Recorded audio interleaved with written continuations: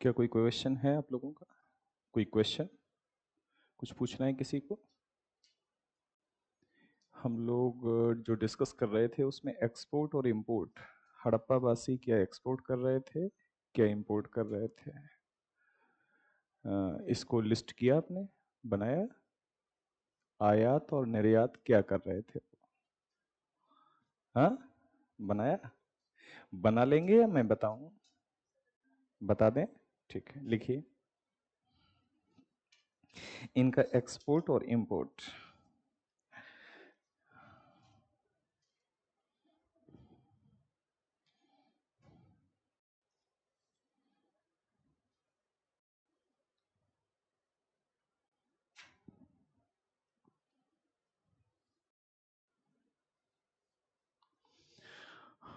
Export और import, Harappa civilisation. क्या आप कलर ये चाहिए मुझे, क्या हम लोग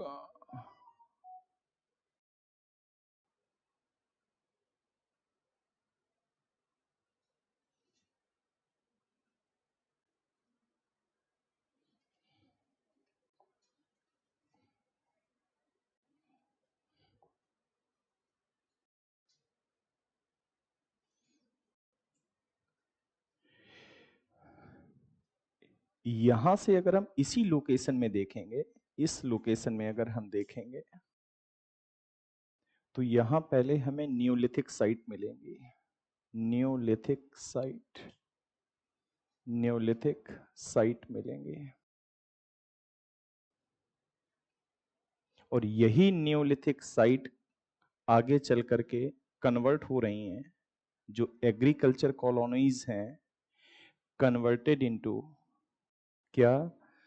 early Harappan age. Early Harappan age को इंग्लिश में क्या बोलेंगे? हड़प्पा पूर्व काल या प्रारंभिक हड़प्पा काल। ये कन्वर्ट हो रही हैं किसमें? Early Harappan age, Harappan age. और फिर यही अर्ली हड़प्पन एज कन्वर्ट हो रही है किसमें? Mature, mature Harappan age.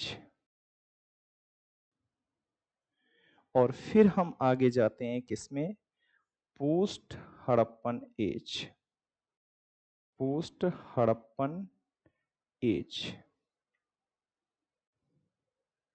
और यही अर्ली हड़प्पन एज को हम क्या बोल रहे हैं?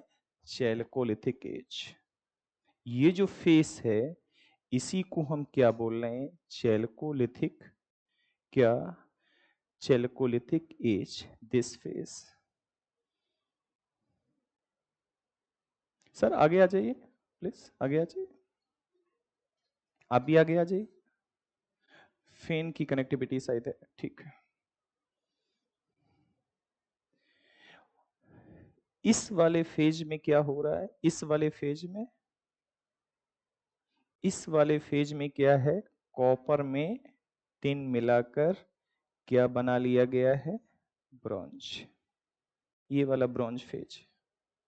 और फिर ये क्या आ जा रहा है? फिर चैल्कोलिथिक फेज आ जा रहा है, चैल्कोलिथिक एज। फिर फेस ये आ जा रहा है।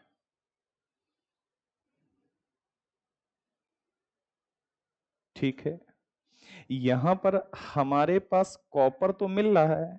कॉपर कहां से मिल रहा है? कॉपर हमारे पास मिल रहा है खेतरी माइन। खेतरी माइन कहां है? खेतरी माइन राजस्थान, यहां से मिल रहा है।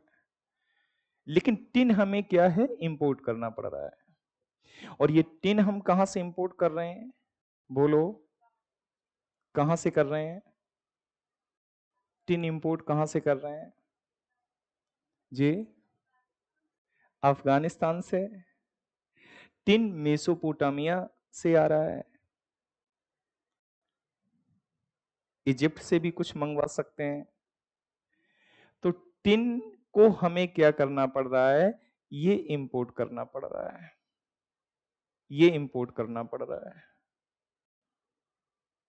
सुने, जैसे ही हमारा ट्रेड एंड कॉमर्स प्रभावित होगा तो टिन की उपलब्धता कम होगी हमारे पास, और वापस फिर हम किसका यूज करेंगे? कॉपर का। तो फिर यहाँ कॉपर फेज चलेगा, यहाँ कॉपर फेज चलेगा। जो मेच्योर फेज है वो 2600 BC टू 1900 BC, ये मेच्योर फेज है। अगर हम इस फेज की बात करें ये, तो लगभग 7000 BC से ये जाता है, और जाता है जाकर के, इसको हम 3500 BC ले लेते हैं, और इस फेज को हम रखते हैं 3500 BC से लेकर के 2600 BC।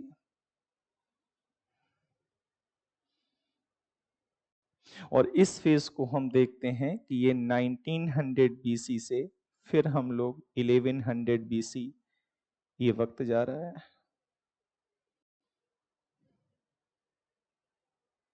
तो ये कनेक्टिविटी है, Neolithic, Chalcolithic, mature phase, post Harappan, फिर चैल्कोलिथिक। यहां पर हुआ क्या? यहां पर एग्रीकल्चर आ गया। तो एग्रीकल्चर आ गया, और जब ये सरप्लस में चेंज होगा, एग्रीकल्चर जब भी सरप्लस में चेंज होगा, और उस सरप्लस को अगर हम सेकेंडरी सेक्टर में यूज कर पाए तो इकोनॉमी आ जाएगी, ट्रेड एंड कॉमर्स आ जाएगा। क्या आप ये बात समझ पा रहे हो कि अगर हमारे पास सरप्लस है और उस सरप्लस को हमने सेकेंडरी सेक्टर में डाल दिया, सेकेंडरी सेक्टर में उस सरप्लस की अगर हमने यूज किया उसका, तो फिर ट्रेड एंड कॉमर्स आ जाएगा, व्यापार वाणिज्य आ जाएगा।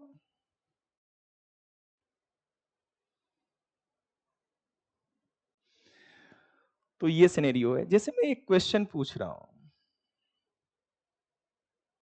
जो हड़प्पन पीपल थे उन्होंने सबसे ज्यादा किस मेटल का यूज किया? एक सवाल है मेरा, हड़प्पन पीपल ने सबसे ज्यादा किस मेटल का यूज किया? सवाल है, लिखिए। हड़प्पन लोगों ने सबसे अधिक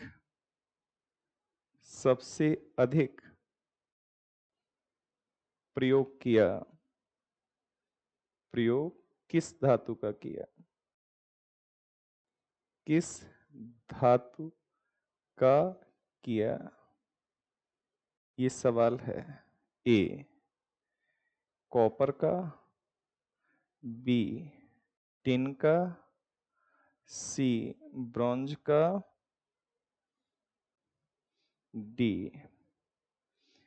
गोल्ड का।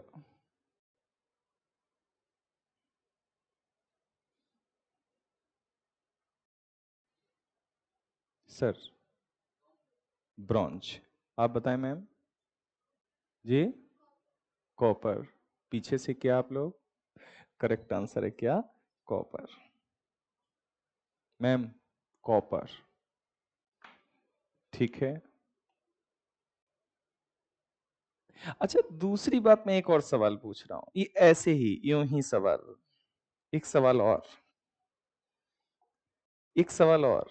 अगर मैं आपसे पूछूं कि हड़प्पा सभ्यता में सबसे अधिक थे, ए गांव, बी कस्बे, सी नगर, डी इनमें से कुछ भी नहीं। मान लो एक यूं ही सवाल पूछ लिया, ऐसे ही।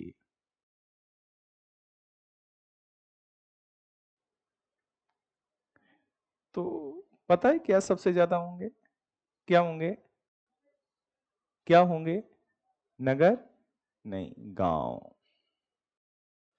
आज भी भारत में सबसे अधिक संख्या किसकी है? गांव की। 6,40,000 भारत में गांव हैं आज की तारीख में भी।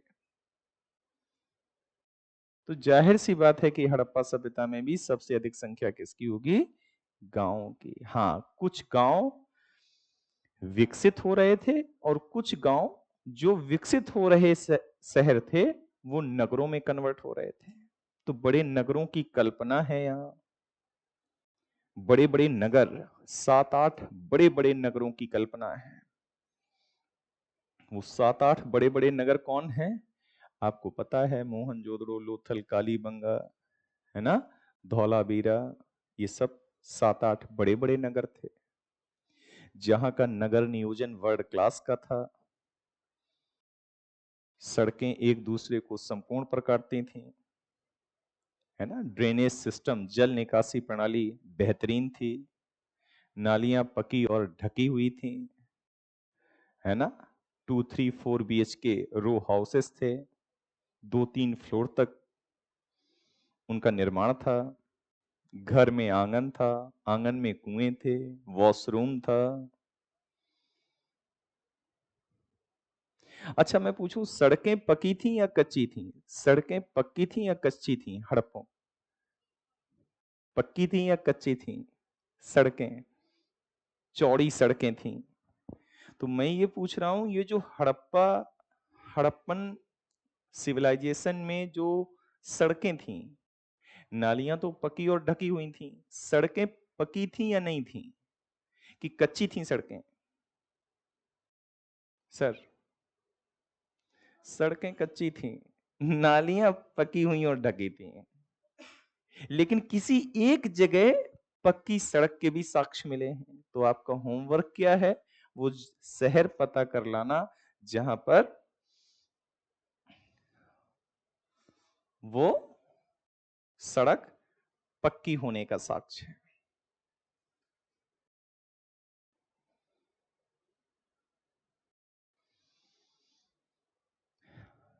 अच्छा, नगर क्या थे? जो बड़े बड़े नगर थे वो फोर्टिफाइड किए गए थे, किले बंद किए गए थे, फोर्टिफिकेशन था उनका। कुछ नगर 2 भागों में डिवाइड थे, कुछ 3 भागों में। एक नगर तो ऐसा है जो 3 भागों में डिवाइड है, बाउंड्री है उनके चारों तरफ। कुछ नगर ऐसे हैं जिनका लोअर टाउन में अलग बाउंड्री है, सिटाडेल में अलग बाउंड्री है। कुछ जगह ऐसे जहां कॉमन बाउंड्रीज हैं। तो ये बाउंड्री बनाने के पीछे का उद्देश्य क्या होगा? अगर इन नगरों को फोर्टिफाइड किया जा रहा है तो what is the purpose? Protection, this is the first purpose. Protection किससे? अनवांटेड एलिमेंट से, और दूसरा जंगली जानवरों से। हाँ या ना? बोलो। ठीक है, प्रोटेक्शन। कुछ भी आप सोचिए, हड़प्पन सिविलाइजेशन के बारे में पढ़िए तो वो क्यों कर रहे होंगे? जैसे मैं कहता हूं कि हड़प्पन सोसाइटी में एक सेंटर अथॉरिटी होगी, क्योंकि सेंटर अथॉरिटी अगर नहीं होती तो लगभग 13 लाख स्क्वायर किलोमीटर में फैली ये सभ्यता, जिसमें हर जगह सिमिलरिटीज हैं, टूल्स में, वेपन्स में, वेट में, मेजर में, ब्रिक्स में, हर जगह सिमिलरिटीज हैं। तो ये सिमिलरिटीज बिना सेंटर अथॉरिटी के क्या पॉसिबल है? आपसे मैं बात कर रहा हूं, क्या ये बिना सेंटर अथॉरिटी के पॉसिबल ठीक है?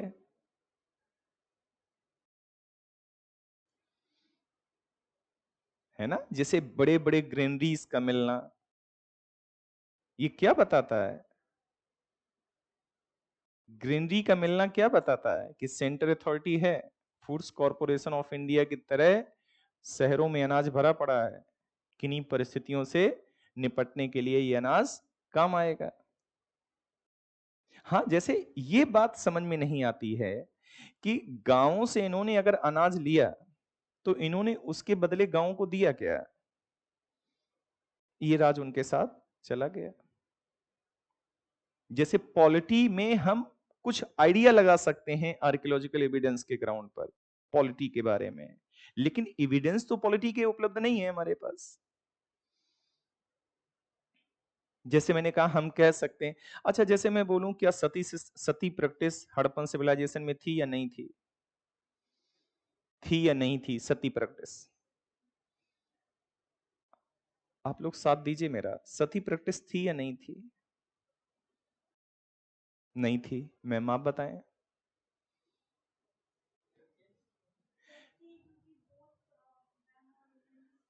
हम एक तरफ बोल रहे हैं विमेन कंडीशन अच्छी थी, दूसरी तरफ बोलेंगे सती प्रैक्टिस थी, तो मैच नहीं करेगा।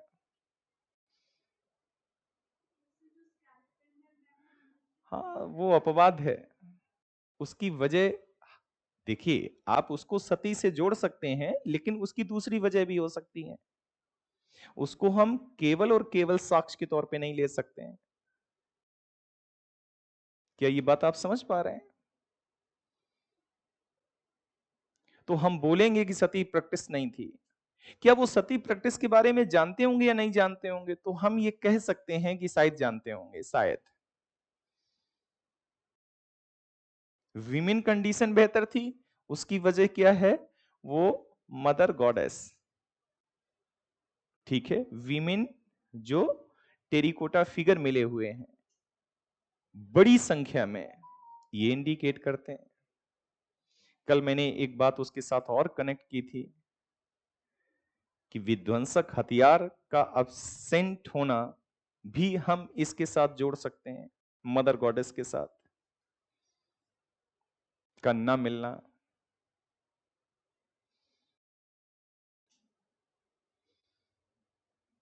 ठीक है, जैसे हड़प्पन पीपल, कल मैंने बताया क्या है, हड़प्पन पीपल पॉलिथिज्म मतलब बहुदेववाद में भरोसा करते थे। बहुदेववाद का मतलब है वो बहुत सारी चीजों की पूजा करते थे, पेड़ की, पौधों की, कुछ, है ना, जैसे यूनिकॉर्न एक जानवर है, उसकी भी पूजा करते होंगे, है ना। इसका मतलब क्या हम ये कह सकते हैं कि जो हड़प्पन पीपल थे वो इन्वायरमेंट के इंपॉर्टेंस को समझते थे? हाँ, कह सकते हैं कि वो इन्वायरमेंट को प्रोटेक्ट कर रहे थे, वरना ट्री की पूजा करना, इसको आप किससे कनेक्ट करोगे कि वो इन्वायरमेंट के प्रति अवेयर थे? हम बोलेंगे, ऐसे ही बोलेंगे, और उसके लिए हम साक्ष्य भी देंगे, एविडेंस भी देंगे कि वो इन्वायरमेंट के प्रति अवेयर थे। कौन? हड़प्पन पीपल। सैनिटेशन के प्रति वो अवेयर थे, वरना नालियों का पका और ढका होना, जल निकासी प्रणाली का बेहतर होना, जल संचय प्रणाली का होना, बड़े बड़े तालाब बना दिए थे, जहां पर बारिश कम हो रही थी, जहां पर पानी का अभाव था, वहां बड़े बड़े तालाब बनाकर पानी को स्टोर किया जा रहा था, और तालाब आपस में एक दूसरे से कनेक्ट भी थे। तो ये क्या बताता है कि हड़प्पन पीपल अपने समय से काफी आगे थे, कहीं आगे थे। बड़ी बड़ी नावों का होना, वोट का होना, और मेसोपोटामिया और इजिप्ट की सभ्यता से भारत का व्यापार होना, ये बताता है कि हम हम ट्रेड एंड कॉमर्स के इंपॉर्टेंस को समझते थे। What is the meaning of trade and commerce? What is the difference of trade and commerce? Using the word many times, trade and commerce. Trade means क्या? ट्रेड, एक शब्द हम trade ले रहे हैं, और एक शब्द हम क्या ले रहे हैं? कॉमर्स ले रहे हैं। इसको हिंदी में बोलते हैं व्यापार, और इसको हिंदी में बोलते हैं क्या? वाणिज्य। इसको व्यापार और इसको वाणिज्य बोलते हैं। दोनों में अंतर क्या है? ट्रेड में प्रॉफिट पर फोकस किया जाता है, दोनों सेम चीजें हैं, ट्रेड एंड कॉमर्स। बस फर्क इतना है कि ट्रेड में नंबर ऑफ प्रॉफिट पर फोकस किया जाता है, और कॉमर्स में नंबर ऑफ ट्रांजैक्शन पर फोकस किया जाता है। नंबर ऑफ ट्रांजैक्शंस उस पर फोकस करते हैं तो उसको कॉमर्स बोलते हैं, प्रॉफिट पर फोकस होता है तो उसको ट्रेड बोलते हैं। ठीक है, बोलो। ठीक। अब जैसे मैं कहूं आपसे कि हड़प्पन पीपल, जो हड़प्पन पीपल थे, जैसा कि अभी मैंने आपको बताया कि वो सैनिटेशन के प्रति अवेयर थे, वो हेल्थ के प्रति अवेयर थे। ठीक है, हड़प्पन पीपल के जो हाउसेस थे, रो हाउसेस, इनकी मेन एंट्री मेन रोड की तरफ से नहीं होती थी, बैक से होती थी। उसकी वजह क्या हो सकती है? जो हड़प्पन पीपल की जो हाउसेस थे उसमें उनकी एंट्री मेन रोड से नहीं होती थी, जो सब रोड होती थी बैक में उससे उनकी एंट्री होती थी। तो उसकी वजह क्या थी, क्या हो सकती है? सोच के देखिए आप, क्या वजह हो सकती है? जी, नॉइस पोल्यूशन उस समय होगा। ऐसा उन्होंने क्यों किया होगा? इसके पीछे उनका उद्देश्य क्या रहा होगा? सेफ्टी तो इतना समझ में नहीं आता, सेफ्टी तो पीछे से भी।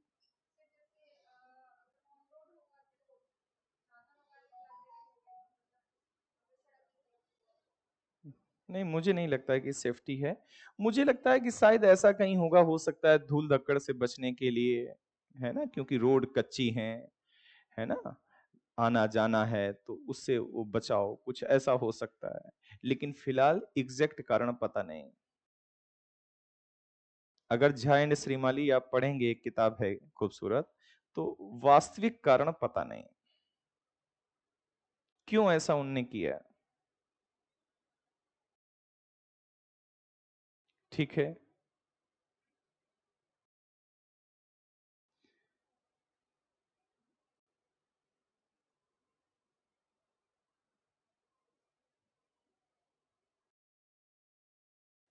तो एक्सपोर्ट और इंपोर्ट क्या करते थे इस पर हम बात कर लेते हैं। अच्छा, इसमें इसमें जो पोस्ट हड़प्पन कल्चर है, इसमें कुछ कल्चर और भी हैं, जैसे झूकर झाकर कल्चर। जैसे उसके अलावा कुछ और कल्चर हैं, झूकर झाकर, जे कल्चर, झूकर झाकर कल्चर। कुछ और भी कल्चर है। दूसरा, झूकर झाकर कल्चर। एक रंगपुर कल्चर डालिएगा, रंगपुर कल्चर, कब्रिस्तान यच कल्चर। ऐसे कुछ कल्चर और भी हैं जिनको आप एक बारी देख लेंगे। झूकर जाकर डॉट डॉट डालेंगे तो उस प्रक्रिया में ये सारे कल्चर निकल आएंगे। ये कौन से कल्चर हैं? चैल्कोलिथिक कल्चर हैं। चैल्कोलिथिक कल्चर का मतलब the use of copper and stone, the time of using the metal, copper and stone.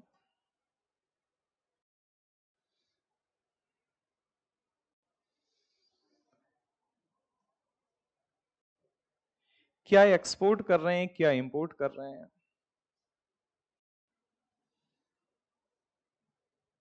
आगे बढ़ूं मैं याद, इसके बाद एक्सपोर्ट इंपोर्ट। अच्छा, बैलेंस ऑफ पेमेंट भारत के पक्ष में, भुगतान संतुलन, क्योंकि हमारा इंपोर्ट कम है और हमारा एक्सपोर्ट ज्यादा है। हमारा व्यापार प्रभावित हुआ, उसकी वजह क्या है? 1900 के बाद उसके एविडेंसेस क्या हैं? क्योंकि अब मेलुआ का जिक्र मेसोपोटामिया के रिकॉर्ड नहीं कर रहे हैं। 1900 के बाद मेलुआ का जिक्र नहीं हो रहा है। इसके पहले मेलुआ का जिक्र हो रहा था।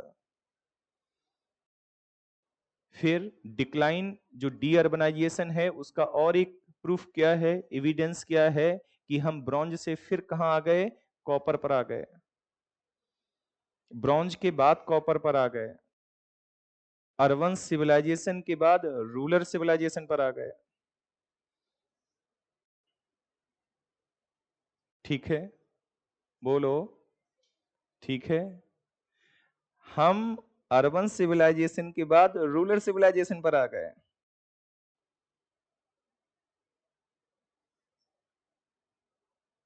जो वेट एंड मेजर स्टैंडर्ड थे अब वो लोकल हो गए।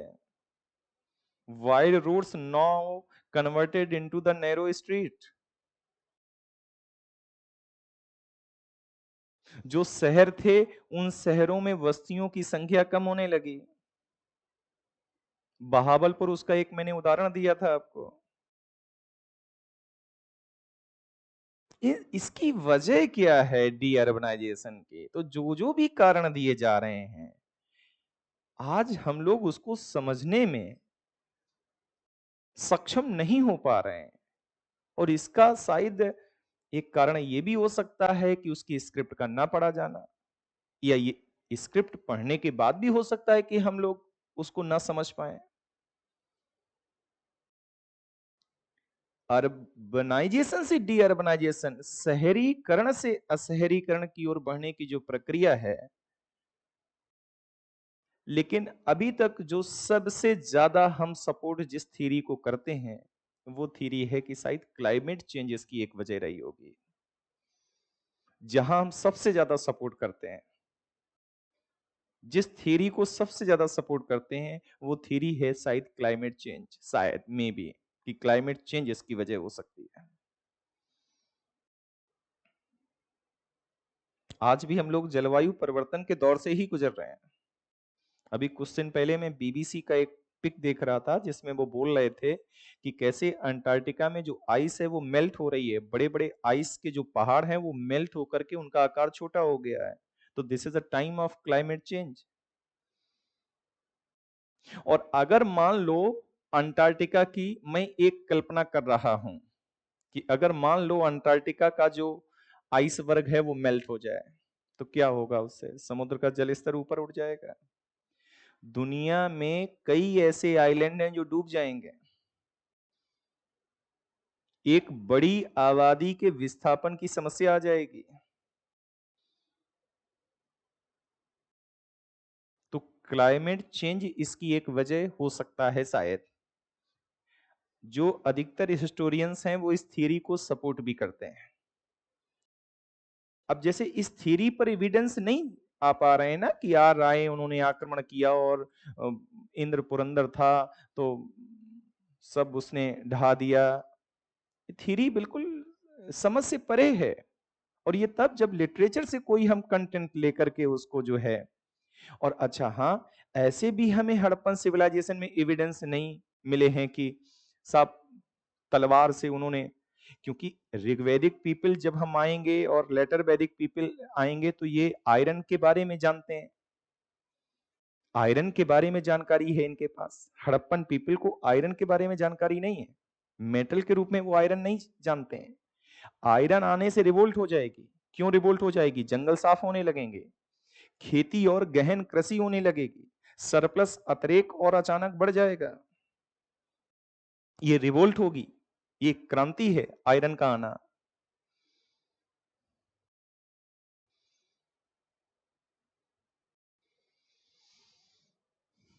ठीक है, बोलो। तो सबसे ज्यादा सपोर्ट हम जिस थ्योरी को करेंगे वो थ्योरी ये होगी कि क्या? Climate change. ठीक है। अब एक्सपोर्ट इंपोर्ट हम किसका करते हैं जरा देखिए। जो हड़प्पन पीपल थे वो एक्सपोर्ट क्या कर रहे हैं और वो इंपोर्ट क्या कर रहे हैं, इस पर बात हो जाए। एक्सपोर्ट और इंपोर्ट क्या कर रहे हैं, एक्सपोर्ट और इंपोर्ट क्या कर रहे हैं हड़प्पन पीपल? तो इंपोर्ट कर रहे हैं प्रीसियस स्टोन, बहुमूल्य पत्थर। क्या कर रहे हैं? बहुमूल्य पत्थर, precious stone. Second, semi precious stone, अर्ध कीमती पत्थर। वो इसी के साथ ही शामिल कर लीजिए, या तो बहुमूल्य पत्थर कहें, प्रीसियस स्टोन, या सेमी प्रीसियस स्टोन, राइट। और फिर सोना, फिर तांबा, ये गोल्ड है, सोना, कॉपर है, तांबा,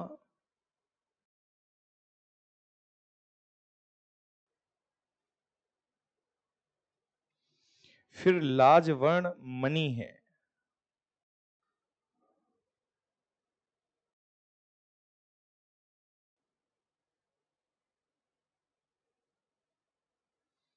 एक मेटल ये भी है। फिर चांदी, सीसा, ये सब कुछ, चांदी, सिल्वर, सीसा, ग्लास, ये सब का सब वो क्या कर रहे हैं? एक्सपोर्ट कर रहे हैं।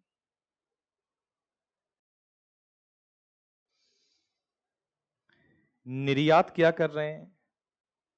निर्यात कर रहे हैं ऑस्टर। ऑस्टर मतलब सीप के सामान, ऑस्टर लाइक सीप के सामान निर्यात कर रहे हैं। और निर्यात क्या कर रहे हैं? निर्यात कर रहे हैं प्रोडक्ट ऑफ आइवरी टीथ, हाथी दांत की बनी वस्तुएं। बड़ी डिमांड थी उस वक्त के लिए, एक स्टेटस सिंबल से जोड़कर देखा जाता था।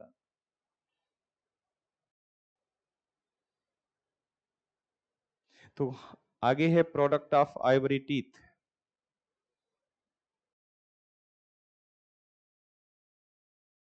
हाथी दांत की बनी वस्तुएं, प्रोडक्ट ऑफ आइवरी टीथ।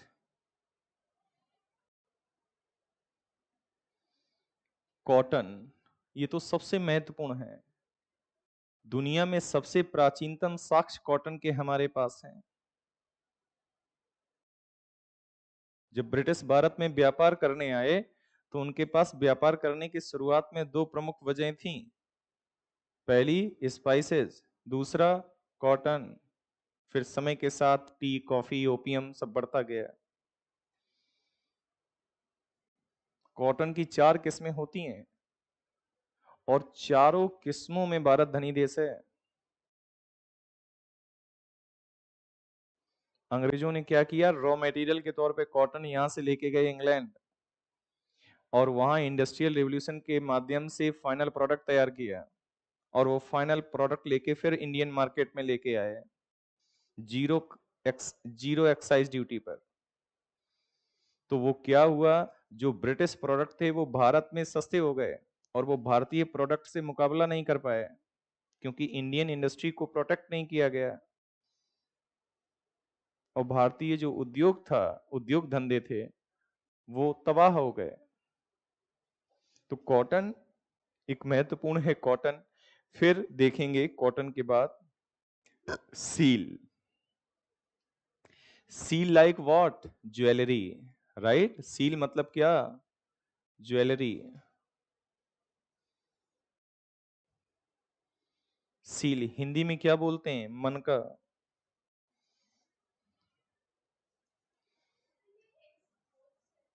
जी,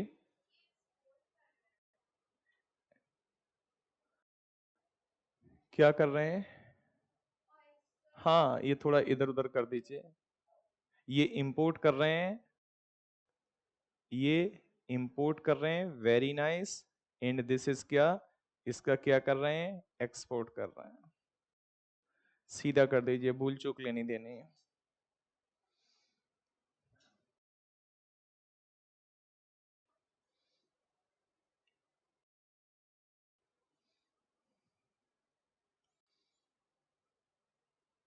ठीक है।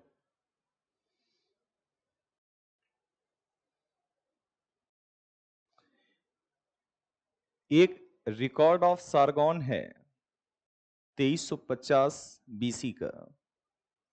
एक एविडेंस हम ट्रेड एंड कॉमर्स का आपको दे रहे हैं, वो दे रहे हैं सारगॉन। इंग्लिश में लिखेंगे रिकॉर्ड ऑफ सारगॉन। सारगॉन का अभिलेख है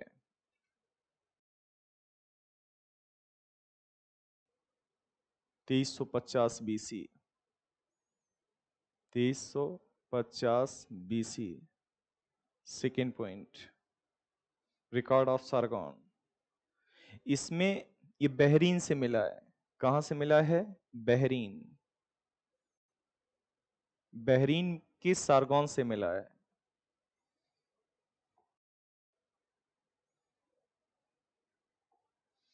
बहरीन। इसमें 3 नाम लिए गए हैं, मेलुआ, मगन और दिलगुन। इसमें 3 नाम आते हैं, और वो 3 नाम आते हैं मेलुआ, मगन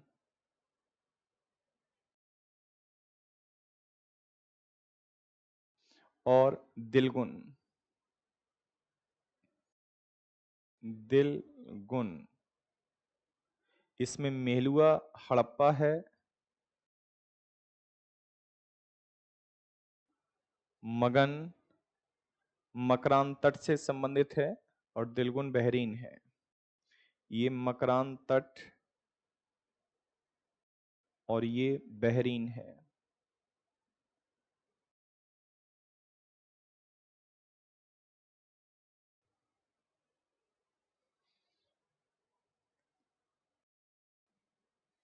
इसमें सारगोन का शासक कहता है कि सारे कंट्रीज के जो बड़े बड़े जहाज हैं वो हमारे यहाँ लंगर डालते हैं। लंगर डालने का मतलब आप समझ रहे हैं ना, जहाज का लंगर डालना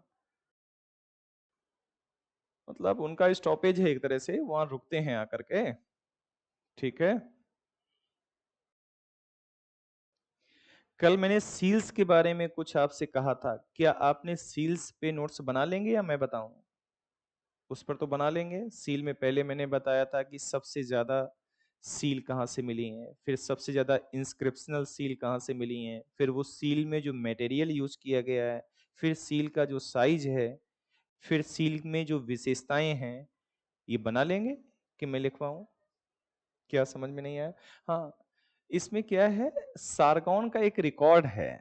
इस रिकॉर्ड में ये कहा गया है, सारगोन का जो रूलर है वो ये कहता है कि ये जो मेलुआ मगन और दिलगुन हैं, राइट, इनके बड़े बड़े जहाज हमारे यहाँ लंगर डालते हैं। लंगर डालते हैं का मतलब हमारे यहाँ रुकते हैं आकर, राइट।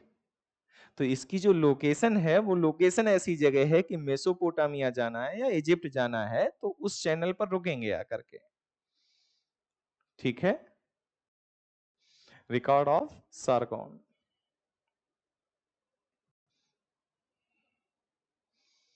आगे बढ़ा जाए जी। Right side Harappa. हड़प्पा क्या लिखा है? बहुत अच्छी बच्ची हैं आप, निसंकोच पूछिए। हड़प्पा, मकरान तट, कोस्ट लिखेंगे, तट और बहरीन। ठीक है। तो सील के बारे में लिख लेंगे। क्या सील के बारे में लिखेंगे? जब भी हम सील के बारे में लिखेंगे तो क्या लिखेंगे? सील, जो हड़प्पन सील है, फर्स्ट, जो हड़प्पन सील है, फर्स्ट पॉइंट, सब हड़प्पन सील है, वो मैक्सिमम सील्स कहां से मिली है? पहला, जनरल में क्या है, दो बातें, मैक्सिमम जो सील हैं वो कहां से मिली हैं, मैक्सिमम इंस्क्रिप्शनल जिसमें कुछ लिखा है या जिसमें किसी जानवर की आकृति बनी हुई है, तो मैक्सिमम इंस्क्रिप्शनल सील कहां से मिली हुई हैं। फिर मटेरियल यूज्ड, जो मटेरियल यूज किया गया है वो क्या है।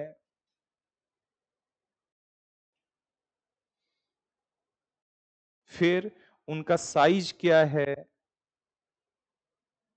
फिर उनका साइज क्या है। और फिर उन सील्स का फीचर क्या है।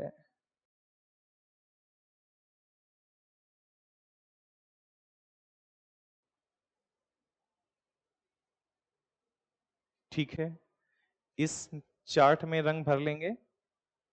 नहीं भर पाएंगे? बोलो मैम। जी बताएं।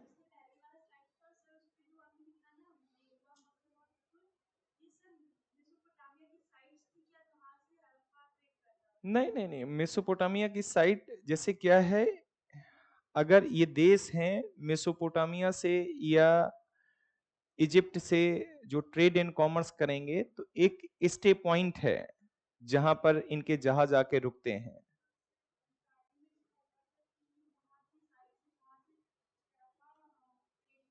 हाँ, ट्रेड करता था तभी तो लंगर डालेगा, वहां क्यों रुकेगा? वहां क्यों रुकेगा? रुकेगा क्यों? जैसे रुकना है तो क्यों रुकेगा? जैसे इन साइड्स पर रुक रहा है, ए बी सी लंगर डालते हैं यहाँ करके, तो लंगर काहे के लिए डालते हैं? ये स्टे यहाँ क्यों कर रहे हैं यहाँ करके? स्टे करने के पीछे का कारण क्या है? ट्रेड, कुछ लेना देना होगा उनको, तभी तो रुक रहे हैं वहां। ठीक है, ये भी एक साइड ही है एक तरह से, क्या, व्यापार करने की, जहां पर व्यापार होगा।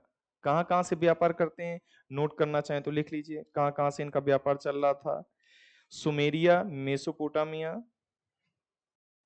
इजिप्ट, फारस की खाड़ी, अफगानिस्तान और ईरान, अफगानिस्तान और ईरान।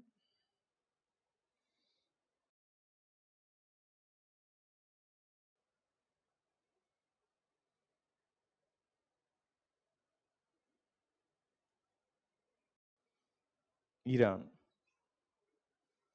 अच्छा, जो हड़प्पा वासी थे वो सादा जीवन, जैसे मैं एक सेंटेंस की डिलीवरी दे रहा हूं, सुनिएगा, मैं एक सेंटेंस बोल रहा हूं कि हड़प्पा वासी साधारण जीवन, सादा जीवन और उच्च विचार में विश्वास रखते थे। जैसे मैं ये बोलूं, ऐसे ही, यूं ही मैं ऐसे बोल रहा हूं, ये इसको स्टैंडर्ड बुक से मत मिलाइएगा।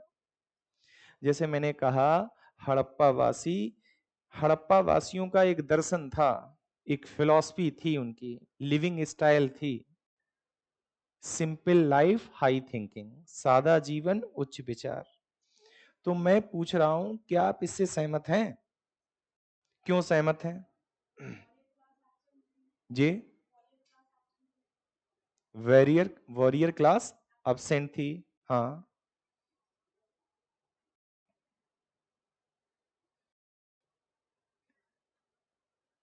मैम, सुनो मेरी बात, जैसे हमने कुछ, मैं कह रहा हूं जैसे जो हड़प्पन पीपल हैं उनकी फिलॉसफी है, दर्शन, वो फिलॉसफी क्या है?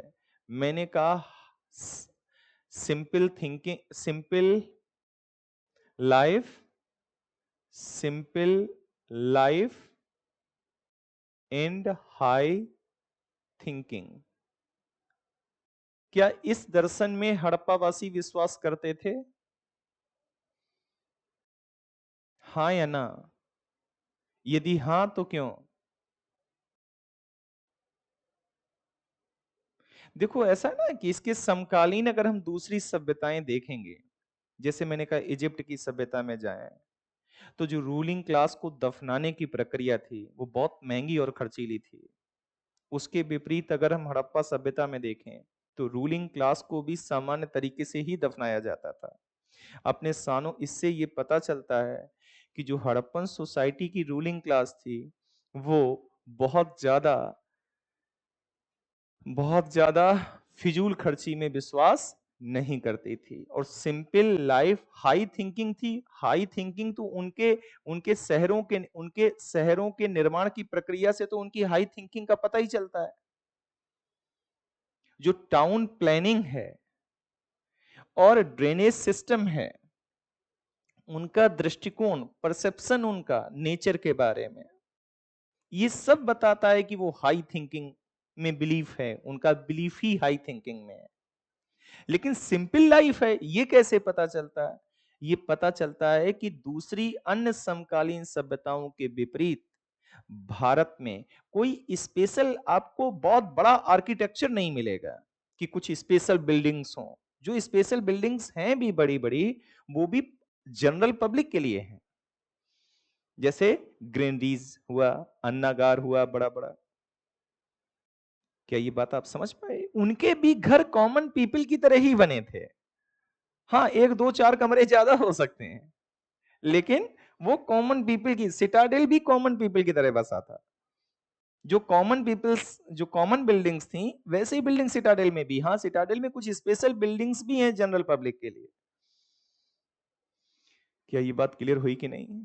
बोलो। तो मैं अगर कहूं कि जो हड़प्पन पीपल का दर्शन था सिंपल लाइफ हाई थिंकिंग, तो था या नहीं था? हाँ था।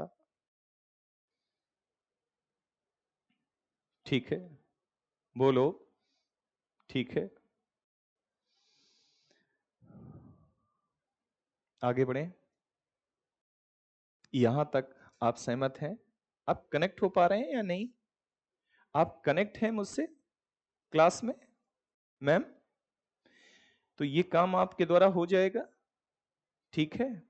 अब हम मेसोपोटामिया की सील देखेंगे तो उसका साइज चेंज होगा। क्या साइज है उसका?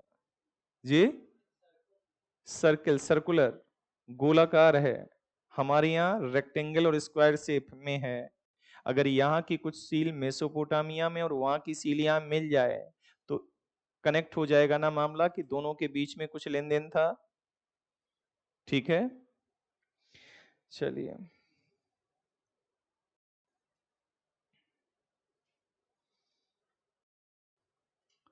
तो जो डी अर्बनाइजेशन के बारे में ये फिल कर लेंगे, डी अर्बनाइजेशन के बारे में किसने क्या कहा, ये काम आपका हो गया। और इंपॉर्टेंट साइट्स और वहां से मिला क्या, इंपॉर्टेंट साइट्स ये चार्ट बना लीजिएगा आप। मैं फिर कह रहा हूं और ये कह के मैं आगे वाले चैप्टर पे बढ़ जाता हूं, क्या ऐसे ही बना लीजिएगा सीरियल नंबर, क्या important site, right, excavation, excavation किसने किया, एंड उसका ईयर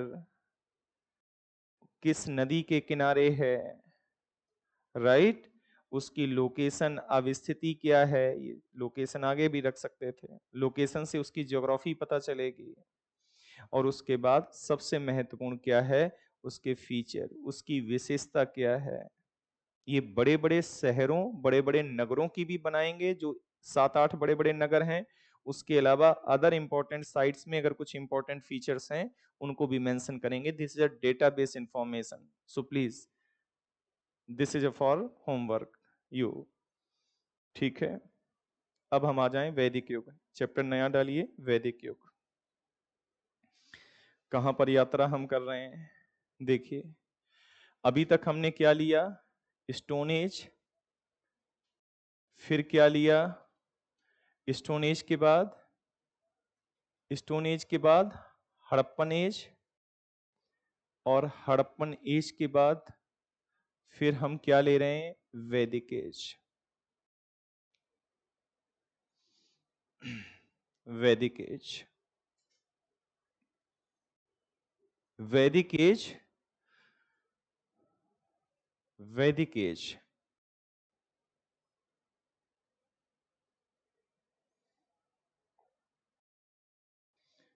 वैदिक एज, इस पर बात कर लेते हैं, वैदिक एज। तो सबसे पहले ये है कि जो ये वैदिक पीपल हैं ये आए कहां से, क्या ये नेटिव हैं या ये कम फ्रॉम आउटसाइड। दो पहली बातें हैं।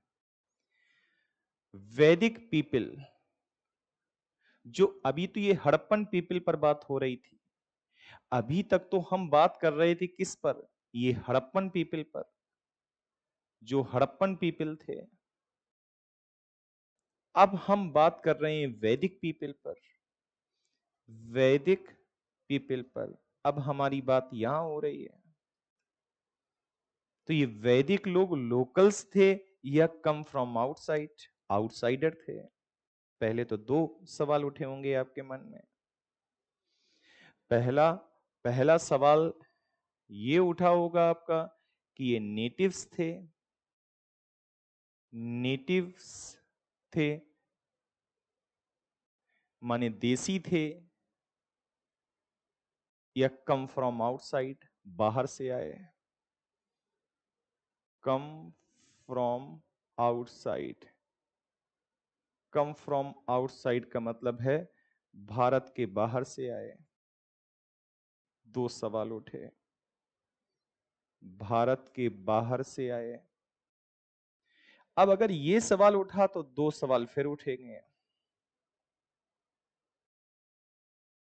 क्या कि ये माइग्रेशन था या इन्वेजन था, ये माइग्रेशन था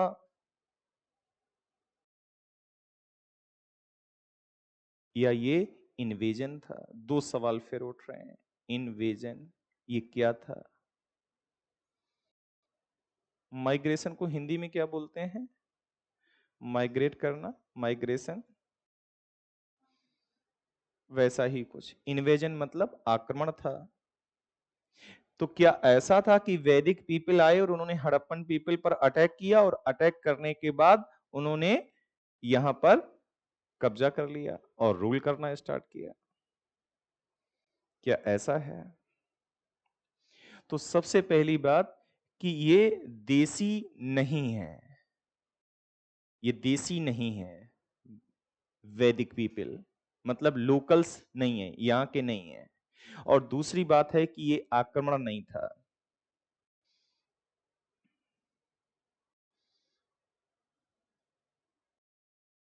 ठीक।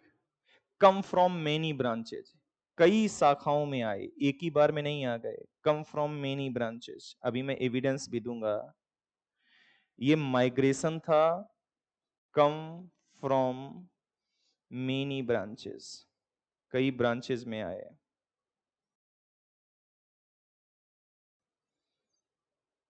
कई ब्रांचेस में आए।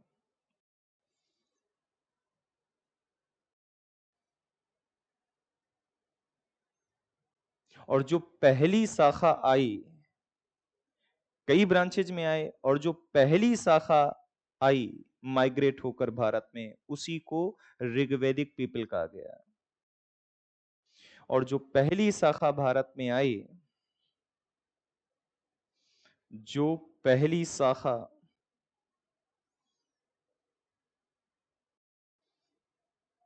माइग्रेट कर भारत आई, भारत आई, उसे ऋग्वैदिक पीपल कहा गया। ठीक है, उसे ही ऋग्वैदिक पीपल कहा गया, उसे ऋग्वैदिक पीपल कहा गया। जो भारतीय उपमहाद्वीप में, जो भारतीय उपमहाद्वीप में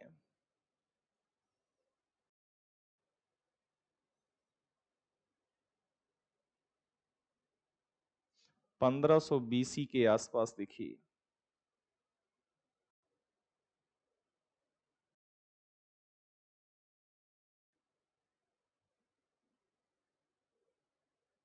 क्या ये थ्योरी क्लियर हुई? इंग्लिश में लिखना चाहें तो लिखेंगे, the Aryan comes to India in several waves. The earliest wave is represented by the Rigvedic people who appeared in the subcontinent in about 1500 BC.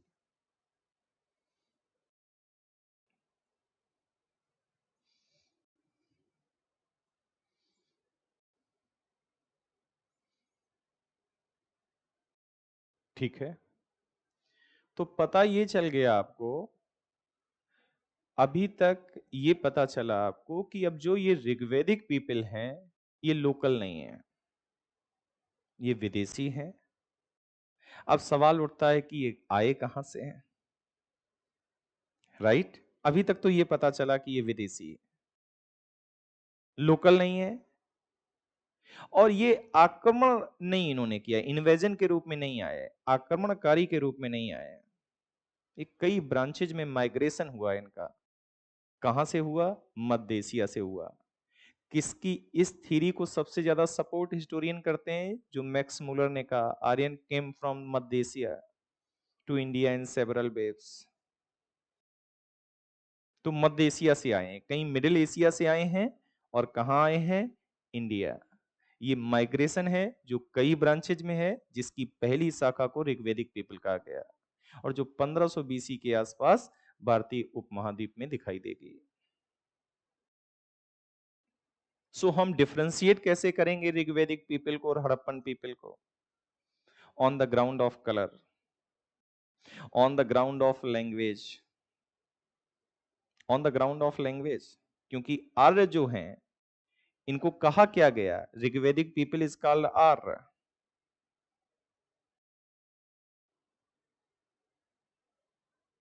तो ऋग्वैदिक पीपल हड़प्पन पीपल से अलग कैसे हैं? कलर के ग्राउंड पर, लैंग्वेज के ग्राउंड पर, personality के ग्राउंड पर, कद काठी।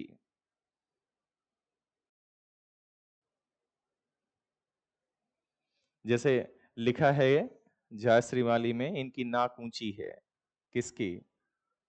वैदिक, वैदिक पीपल की। और जो हड़प्पन पीपल है उनकी नाक चपटी है, रंग गोरा है, इनका रंग फेयर नहीं है हड़प्पन पीपल का। कद हड़प्पन पीपल का छोटा है, आर्यन पीपल का कद लंबा है, राइट। ऊंची नाक रखने के लिए इस देश की जनता को बड़ी मेहनत करनी पड़ती है ना, क्योंकि सवाल नाक का है।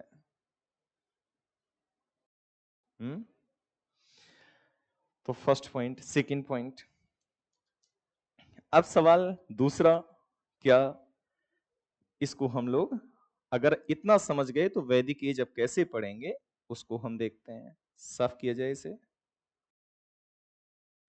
बोलो। ठीक, इतना तो समझ में आ गया, ठीक है। अब हम आगे बढ़ते हैं आगे की श्रृंखला में। क्या ये जो वैदिक एडवेंट ऑफ द आर्यंस, आर्यों का भारत जो आगमन है उस पर चर्चा कर रहे हैं। Advent of the Aryans, advent of the Aryans.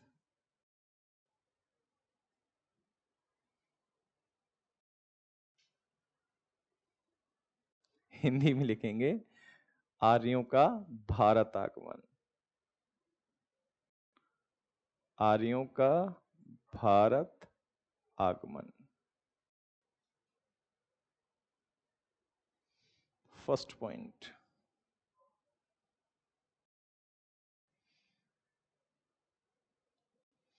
आर्यों का भारत आगमन।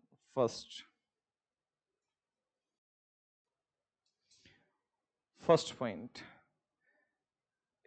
इनका क्रोनोलॉजी कालखंड देखेंगे, कालखंड क्रोनोलॉजी लिखेंगे इंग्लिश में।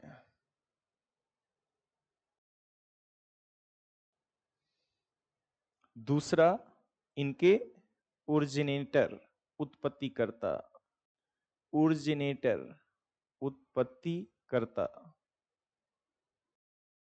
ओरिजिनेटर। मैम डन ना? ओरिजिनेटर। फिर सोर्सेस,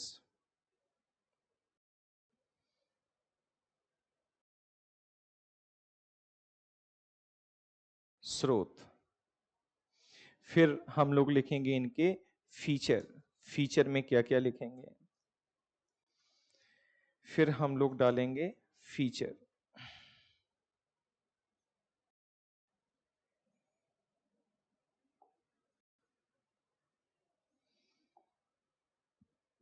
विशेषताएं, फीचर,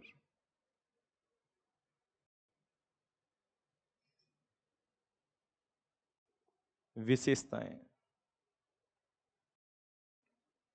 विशेषताओं में हम क्या डिस्कस करेंगे, सुन लीजिए।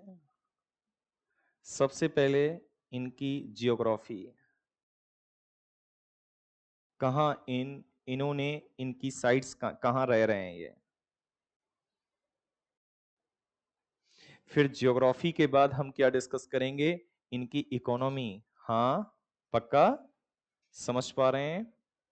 इकोनॉमी के बाद इनकी डिस्कस करेंगे हम क्या, पॉलिटी। फिर हम क्या डिस्कस करेंगे, इनकी सोसाइटी,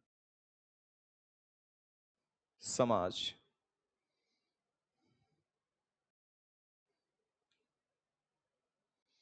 फिर इनके समाज के बाद इनका जो रिलीजियस बिलीफ है उस पर चर्चा करेंगे, धार्मिक विश्वास, रिलीजियस बिलीफ, धार्मिक विश्वास। ऐसे ही हम आगे बढ़ेंगे इस चैप्टर में।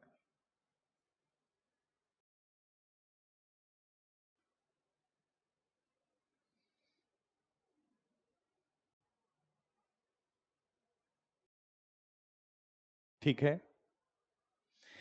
जो कालखंड है ये दो भागों में डिवाइड हम लोग कर लेते हैं। एक ऋग्वैदिक काल है, ऋग्वैदिक काल है। ये बहुत कम पैसे की जानकारी है, सब जगह उपलब्ध है। और ये काल 1500 बीसी से लेकर के 1000 बीसी माने ऋग्वैदिक टाइम पीरियड है। मैं आपको ये बता दूं कि जब हड़प्पन सिविलाइजेशन को इतिहास के रूप में लिखा गया, संजोया गया, तो हमारे पास आर्कियोलॉजिकल एविडेंसेस थे और उन्हीं के ग्राउंड पर हमने उस हिस्ट्री को लिखा है, क्योंकि लिटरली सोर्सेज उपलब्ध ही नहीं थे, जो थे उनको पढ़ा नहीं जा सका। लेकिन इस चैप्टर में उसके जस्ट अपोजिट कंडीशन है, जस्ट विपरीत परिस्थितियां हैं। क्या कि यहां पर आर्कियोलॉजिकल एविडेंस का अभाव है, जो मिले हैं वो बड़ी कम मात्रा में मिले हैं। तो यहां पर जो लिटरेचर में कहा गया, हम उसमें जो कहा गया उसी को हिस्ट्री मानकर हिस्ट्री पढ़ेंगे, उसी को एविडेंस मानकर हिस्ट्री पढ़ेंगे। क्या ये बात आप समझ पाए? बोलो। ठीक है, ये बात आप लोग समझे? ठीक। अच्छा, और इसके बाद फिर जो है टाइम पीरियड आता है, उसको बोलेंगे उत्तर वैदिक काल, लेटर वैदिक पीरियड। उत्तर वैदिक काल, लेटर वैदिक पीरियड।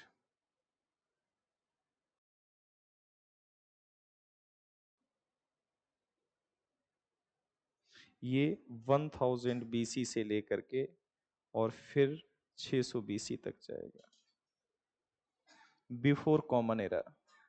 यहां पर क्या आ जाएगा? जैसे यहां ऋग्वेद है, तो यहां पर क्या आ जाएगा? अदर 3 वेदास आएंगे, यजुर्वेदा, अथर्ववेदा, सामवेदा। यजुर्वेदा, अथर्ववेदा, सामवेदा। फिर ये वेद हैं, इन वेद के अरण्यक भी होंगे, इन वेद के ब्राह्मण भी होंगे, इन वेद के उपनिषद भी होंगे। राइट? हर वेद के ब्राह्मण हैं, उस वेद के अरण्यक हैं, और उस वेद के उपनिषद हैं। उपनिषद मतलब जो सबसे बाद में लिखे गए, सबसे बाद में लिखा गया हिस्सा इज कॉल्ड उपनिषद। ठीक है। अब आपको यह पता चल गया कि इनके जो ओरिजिनेटर थे वो कौन है, इनके उत्पत्तिकर्ता कौन है, ओरिजिनेटर कौन है, वो आर्य है। कौन है? क्या मैं यहां लिखूं इनके ओरिजिनेटर कौन है? आर्य।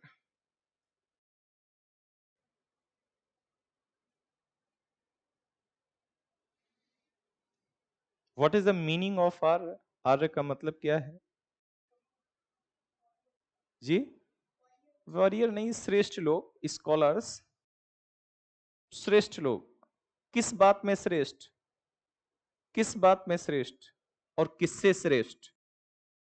हड़प्पन पीपल से श्रेष्ठ, पोस्ट हड़प्पन पीपल से, माफ कीजिएगा, हड़प्पन पीपल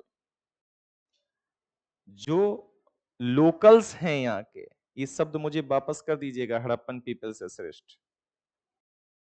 रिकॉर्ड हो रहा होगा तो ये शब्द वापस होना चाहिए। ये श्रेष्ठ किससे हैं? जब ये आए और यहां पर जो लोग थे तब, उनसे श्रेष्ठ। क्या अब समझ में आ गया ये बात? राइट, श्रेष्ठ। राइट, तो व्हाट इज द मीनिंग? इसका अर्थ क्या है? श्रेष्ठ लोग। आर्य का मतलब है, अर्थ क्या है? ये पीसीएस में पूछा जा चुका है कि आर्य का अर्थ क्या है? श्रेष्ठ लोग।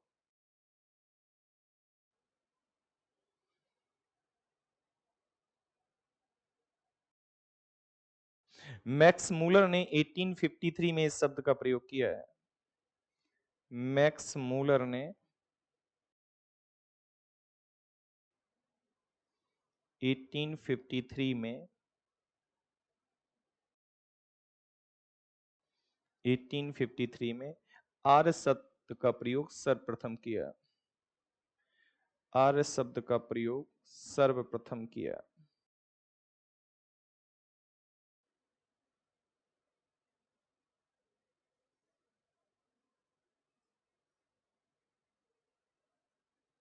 सर्वप्रथम किया। तीसरी बात,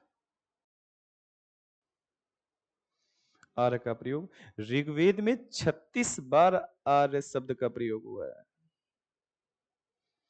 ऋग्वेद में कितनी बार आर्य शब्द का प्रयोग हुआ है? 36 टाइम्स। 36 बार आर्य शब्द का प्रयोग हुआ है।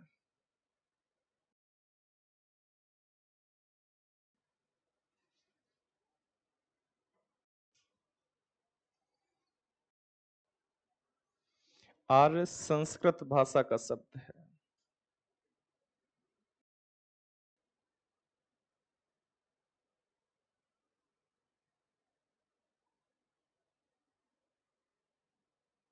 ये आर्य है। अच्छा, ये जो पीपल हैं, वैदिक पीपल, ये किस भाषा, कौन सी भाषा बोलते हैं? संस्कृत। स्क्रिप्ट इनके पास नहीं है। हेलो, इनके पास लैंग्वेज तो है, इनके पास लैंग्वेज तो है, ये बात आप समझिएगा। इनके पास लैंग्वेज तो है संस्कृत, लेकिन इनके पास स्क्रिप्ट नहीं है। इसका मतलब है ये लिटरेचर इस वक्त नहीं लिखा गया, ये लिटरेचर कभी आगे चलकर कंपाइल हुआ। इसीलिए हड़प्पन सिविलाइजेशन और वैदिक युग दोनों ही प्रोटो हिस्ट्री का सब्जेक्ट है। माने रिटिन एविडेंस हड़प्पन में रिटिन है, लेकिन पढ़ा नहीं जा सका, और वैदिक पीपल के पास लैंग्वेज है लेकिन उनके पास स्क्रिप्ट नहीं है, तो वो कभी आगे चल करके उनको कंपाइल किया गया। ठीक है, बोलो। ठीक है, नेक्स्ट पॉइंट। अब किसने क्या कहा आर्यों के बारे में, कि आर्य कहां से आए? राइट, किसने क्या कहा आर्यों के बारे में? तो नेक्स्ट पॉइंट, इसी को हम नेक्स्ट पेज पर चले जाते हैं, स्लाइड पर। फिर उसके बाद हम स्रोत पर कुछ डिस्कस करेंगे। किसने क्या कहा, किसने क्या कहा, आर्य कहां से आए?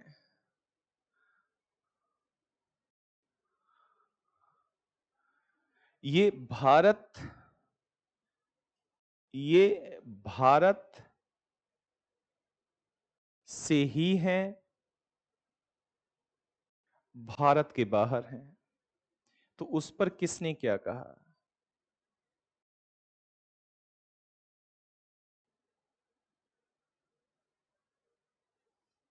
बाहर से।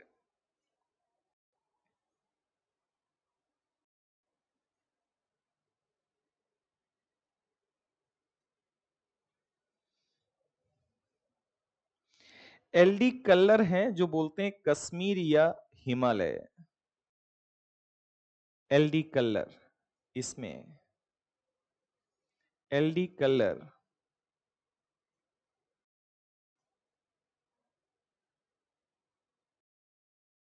ये बोलते हैं साहब यहीं के थे, ये कश्मीर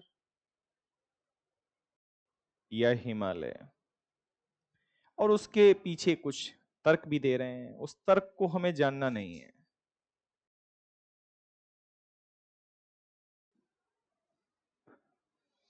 अविनाश चंद्र और संपूर्णानंद कहते हैं सप्त सैंदो प्रदेश।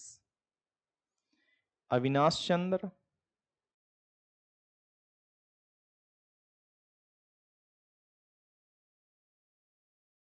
एवं संपूर्णानंद।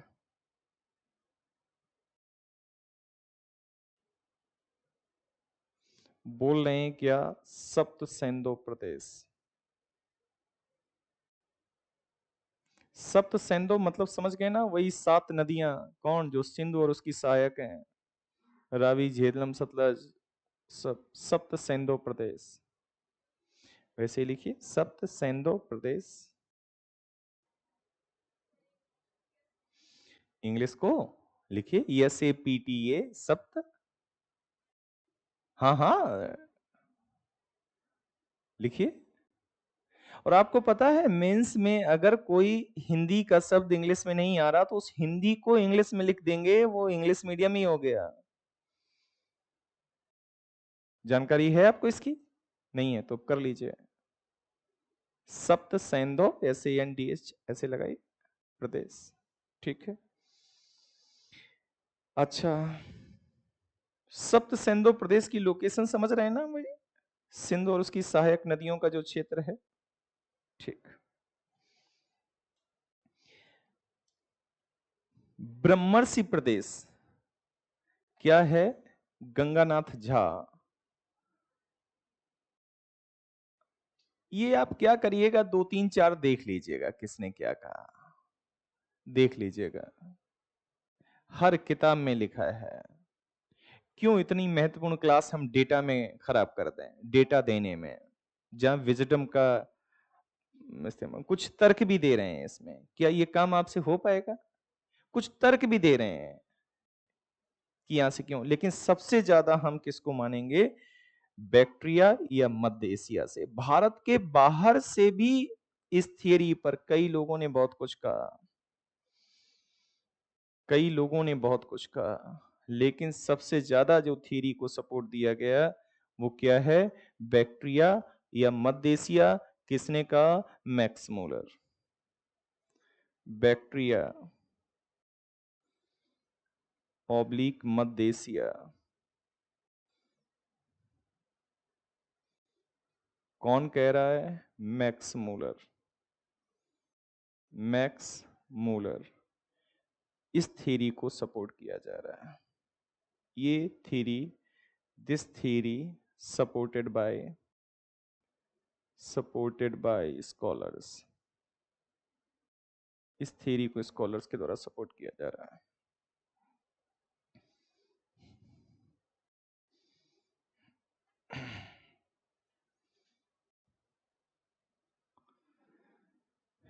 ठीक है। कहीं आप ऐसा तो नहीं मान रहे हैं कि ये मैंने अगर छुड़वा दिया है तो कोई ऐसा कुछ है कि हमारी भूमिका यहां तक सीमित नहीं होनी चाहिए जहां मैं सीमित कर रहा हूं? इस संदर्भ और परिप्रेक्ष्य में आप परिस्थितियों का अंदाजा तो नहीं लगा रहे हैं कि आप ये लिख पाएंगे? डेटाबेस है ये तो पुट कर पाएंगे ना, 1 2 लोगों को और लिख दीजिएगा। जैसे अगर हम इधर देखें भारत के बाहर से तो हंगरी बोल रहे हैं पीगाइल्स, दक्षिणी रूस बोल रहे हैं नेरिंग, पामीर का पठार बोल रहे हैं, दयानंद सरस्वती साहब तिब्बत का क्षेत्र बोल रहे हैं, DS त्रिवेदी इसको अफगानिस्तान बोल रहे हैं, हर्ट और पिंका बोल रहे हैं जर्मनी। ये हर किताब में लगभग दिया गया है। ठीक है मैम, चल जाएगा। ठीक है। आर्यों के बारे में विवेकानंद के क्या विचार है? आर्यों के बारे में विवेकानंद के विचार क्या है?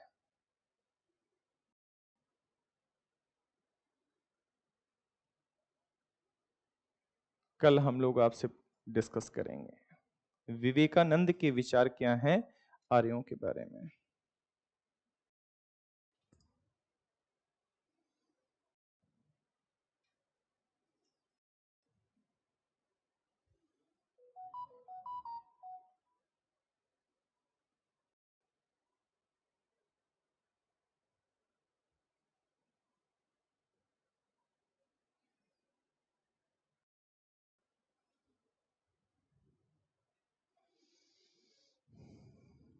ठीक है।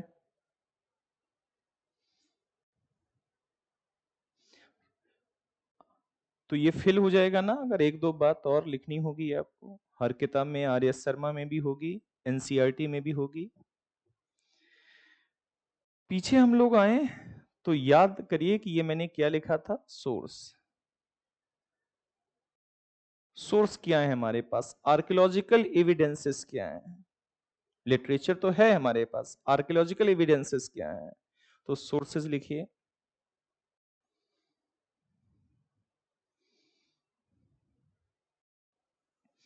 आर्कियोलॉजिकल एविडेंसेस पे हम लोग बढ़ जाते हैं।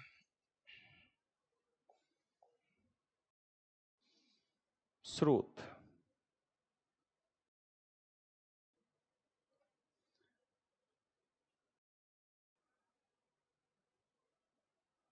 जो लिटरली एविडेंसेज हैं वो तो हैं, आर्कियोलॉजिकल एविडेंस देखिए। कुछ एविडेंसेस लैंग्वेज के ग्राउंड पर भी हो सकते हैं कि संस्कृत भाषा बोलते हैं तो क्या उस वक्त समकालीन कहाँ इस भाषा के लोग थे, उससे भी चीजें मैच होकर के भी मैक्स मूलर का ये कथन कि मध्य एशिया से आए हैं ज्यादा प्रासंगिक होता है। आर्कियोलॉजिकल एविडेंस में दो हैं, एक तो हमें अभिलेख रिकॉर्ड मिला है, एक हमें रिकॉर्ड मिला है जिसको बोलेंगे अभिलेख, एक रिकॉर्ड मिला है।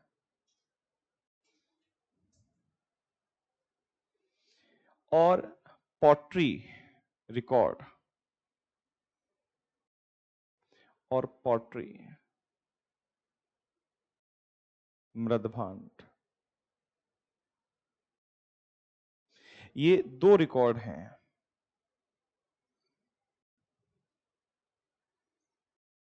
पहला Asia minor record, Asia minor कैसे लिखेंगे, वही ASIAMI वैसे ही लिखेंगे, या बोगाज कोई is the name of place, वैसे ही बोगाज कोई, राइट।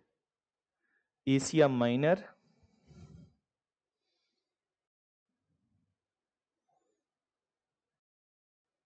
माइनर रिकॉर्ड या बोगाज कोई,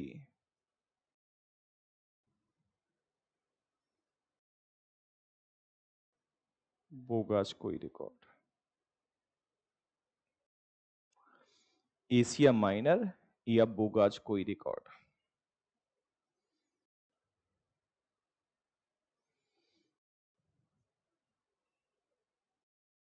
ठीक है, एशिया माइनर या बोगाज कोई रिकॉर्ड, ये रिकॉर्ड क्या कहता है। और दूसरा कस्सी का अभिलेख, कस्सी रिकॉर्ड, कस्सी अभिलेख।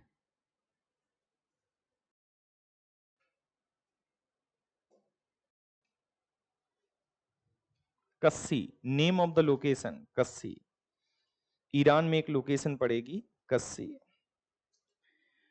ये एशिया माइनर मतलब हम तुर्की की बात कर रहे हैं, टर्की की बात कर रहे हैं। एशिया माइनर का मतलब हम किसकी बात कर रहे हैं, टर्की की बात कर रहे हैं। यहां का एविडेंस क्या मिला, यहां जो एविडेंस मिला वो क्या मिला,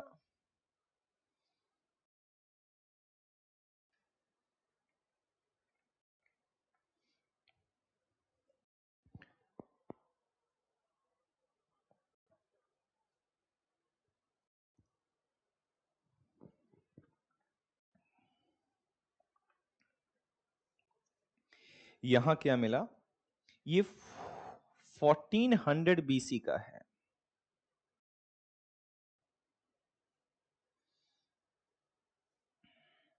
ठीक, दो कबीला आपस में झगड़ा कर रहे हैं, कहां,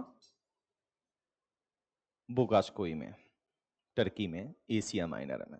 दो कबीले, कबीलियाई सिस्टम था उस वक्त, दो कबीले झगड़ा कर रहे हैं, ये रिकॉर्ड में लिखा है। कबीला, कबीला इस कबीला, कबीला इंग्लिश में लिखेंगे कबीला। अब कबीला क्या होता है, ग्रुप ऑफ द पीपल, लोग जो एक साथ रहते हैं, राइट।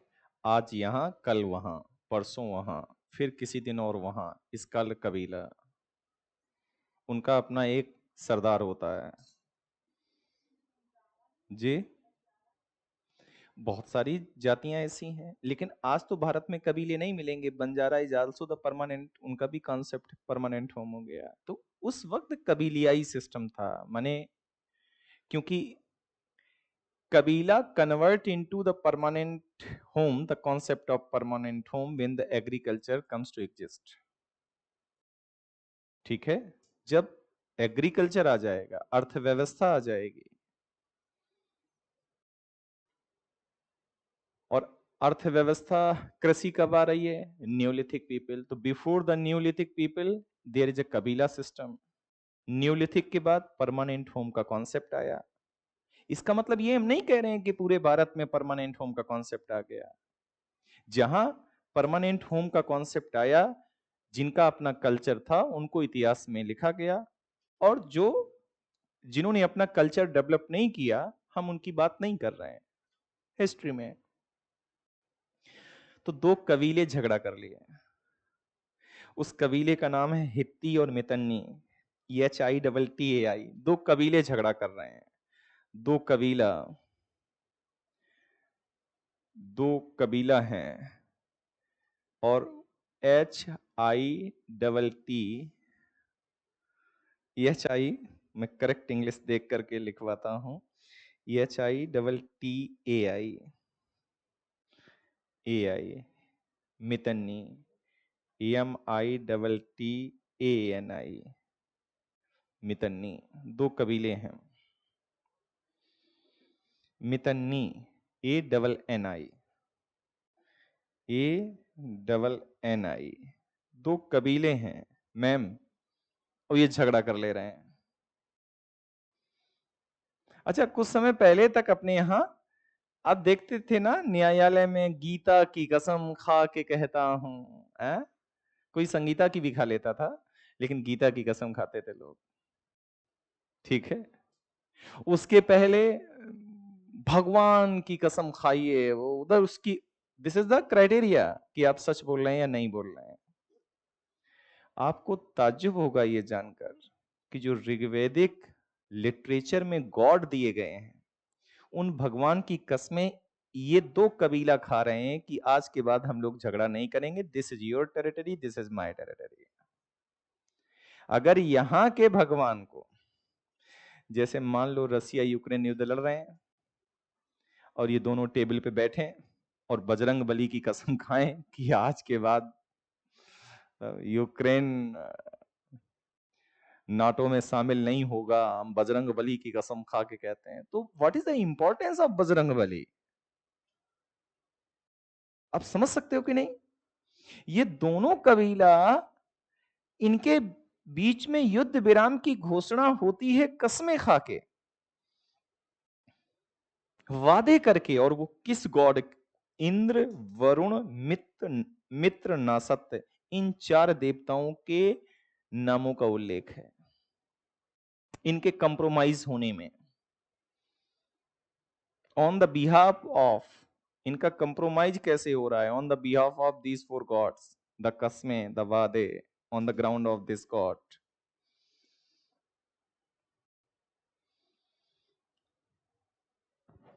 मैं जब गांव में था, बहुत छोटा था, तो मुझे एक घटना अक्सर याद आती है, ये कि एक किसी की साइकिल चोरी हो गई गांव से ही रात में, और सुबह उन्होंने कहा, उन्होंने किसी पर आरोप लगाया कि इन्होंने साइकिल चोरी की। उसने कहा मैंने नहीं की। उसने कहा चलो मंदिर में और भगवान पर हाथ रख के बोलो भोलेनाथ पे कि तुमने नहीं ली। और उसने जाके भैया वहां बोल दिया, बात वहीं से खत्म हो गई।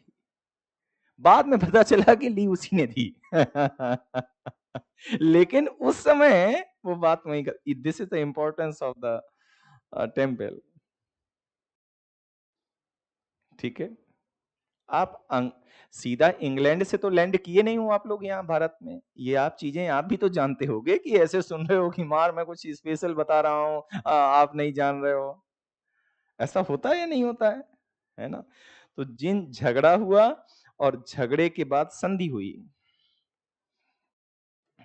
तो इनके बीच में क्या हुआ? झगड़ा हुआ, और झगड़े के बाद क्या हुआ? संधि हुई। और उस संधि में इन 4 देवताओं का जिक्र है। क्या? बोगाज कोई मेम बोगा, हाँ? कस्सी। कितना तो मैं खूबसूरत लिखता हूं, आप लोग तारीफ ही नहीं करते हो, बीच बीच में कर दिया करिए। कस्सी स्पेलिंग इंग्लिश में लिखेंगे के क्या डबल एस ए आई, कुछ इस तरह से। कसाई, कस्सी लिखिएगा, कसाई मत लिख दीजिएगा, ठीक है ना सर? बढ़े आगे। आपको पढ़ाने में बहुत अच्छा लगता है, मुझे पता ही नहीं चलता है कब कितना समय हो गया। कल मेरी की क्लास डिस्टर्ब हो गई होगी, कुछ ऐसे अनवांटेड फोन आ रहे थे, पता नहीं। आगे बढ़े, बोलो मैम, आगे बढ़ा जाए, ठीक है?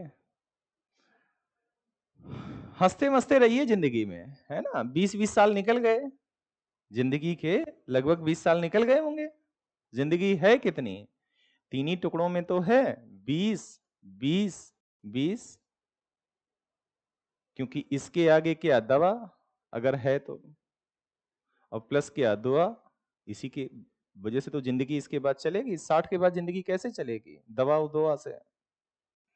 पहला 20 तो निकल गया, निकल गया। अगर दूसरे 20 का पहला 10 वाला हिस्सा अगर लापरवाही हो गई, तो इसका भुगतान तुम्हें अगले वाले इस 10 में और इस 20 में करना पड़ेगा। इंटरेस्ट समेत तुम्हें उसको चुकाना पड़ेगा।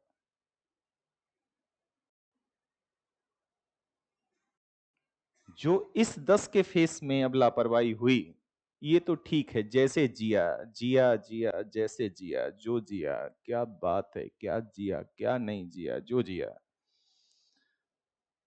ठीक है। लेकिन ये 10 में अगर कुछ गड़बड़ हो गया, टिल द एज ऑफ 30 कोई लापरवाही हो गई, तो ये वाला जो है फेस पे करना पड़ेगा, डेली डेली पे करना पड़ेगा। इस जिंदगी को अगले 30 साल तक रीपे करना पड़ेगा, हर रोज, हर वक्त, हर मिनट, हर सेकेंड। हम आपको डरा रहे हैं, आप डर रहे हो कि नहीं डर रहे हो? पता लगा हम डरा रहे हैं, आप डर ही नहीं रहे हो। ठीक है, तो जब हम डराएं तो आप डर जाइएगा, ऐसे नहीं होगा, ठीक है? एक स्टूडेंट जो है उसने एडमिशन लिया, तो एडमिशन लेने के बाद 1-2 दिन आया, फिर आया ही नहीं। फिर कभी आया तो पूछा मैंने, भाई क्यों नहीं आ रहे हो? अरे सर सुबह उठ नहीं पाते हैं। तो हमने कहा उठ नहीं पाते हो तो उठो। तुमने फादर आए एडमिशन करा के, सब कहा हाँ ठीक है सर कल से आएंगे, और फिर वो कुछ दिन बाद आया। हमने कहा सर नहीं उठ पा रहे हैं। कहा सर जिंदगी में मेरा सबसे प्रिय है सुबह का सोना, इसके साथ तो समझौता हो ही नहीं सकता। अंत में फिर उसने अपना बैच चेंज कराया। तो कुछ मतलब हमें लगा, उसको देखकर मुझे पहली बार लगा कि स्वतंत्रता को असली अगर कोई एंजॉय कर रहा है, तो हमारे जानने वालों में उस वक्त उस दौर में अगर स्वतंत्रता की असली कोई एक्सरसाइज कर रहा था, तो मैंने ये उस बच्चे से सीखा कि वही इसकी एक्सरसाइज कर रहा था। फ्रीडम की असली फ्रीडम यही होती है, क्या जो मन आ रहा है वो कर रहे हैं, खैर रीपे ना करना पड़े। तो क्या हुआ, झगड़ा, संधि हुई। 4 देवता, कौन कौन से 4 देवता? पहला 4 देवता मैं बताऊं आपको कौन कौन से। इंद्र, वरुण, मित्र, नासत। इंद्र, वरुण। अच्छा, देवता भी समय समय के साथ बदले हैं, टाइम टाइम पर देवता बदल जाएंगे। इस समय फैशन में बजरंग, अभी तो खैर भोले चल रहे हैं, भोलेनाथ, सावन चल रहा है ना, इसके पहले बजरंगबली चल रहे थे, अभी जी दुर्गा जी लॉन्च हो जाएंगी। ये सब बदलते रहते हैं टाइम टाइम। पहले भगवान क्यों पैदा किए गए थे? भगवान को पैदा करने के पीछे दो ही कारण थे, संतान की संख्या में वृद्धि, पशुओं की संख्या में वृद्धि, कोई और कारण ही नहीं था।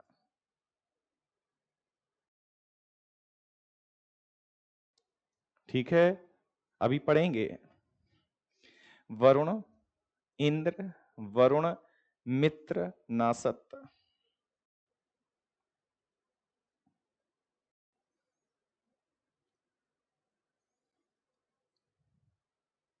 ठीक है मैम, सही है। कस्में खाई जा रही हैं, वादे। आज भी कभी कभी नायक नायिका से या नायिका नायक से खाती है ना कस्में, क्यों नहीं मैं फोन उठा पाया ऑब्लिक पाई। हाँ, गाँव में उठाते हैं, शहर में थोड़ा मॉडर्न हो गए हैं।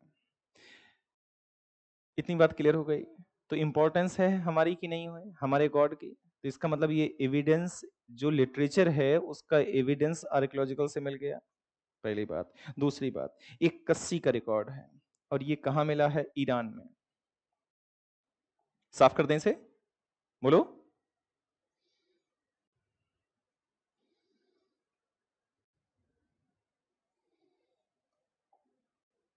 कस ये भैया टेक्नोलॉजी का कमाल देखिए, कोई भी कलर चूज कर लो, इंक कभी खत्म ही नहीं होगी।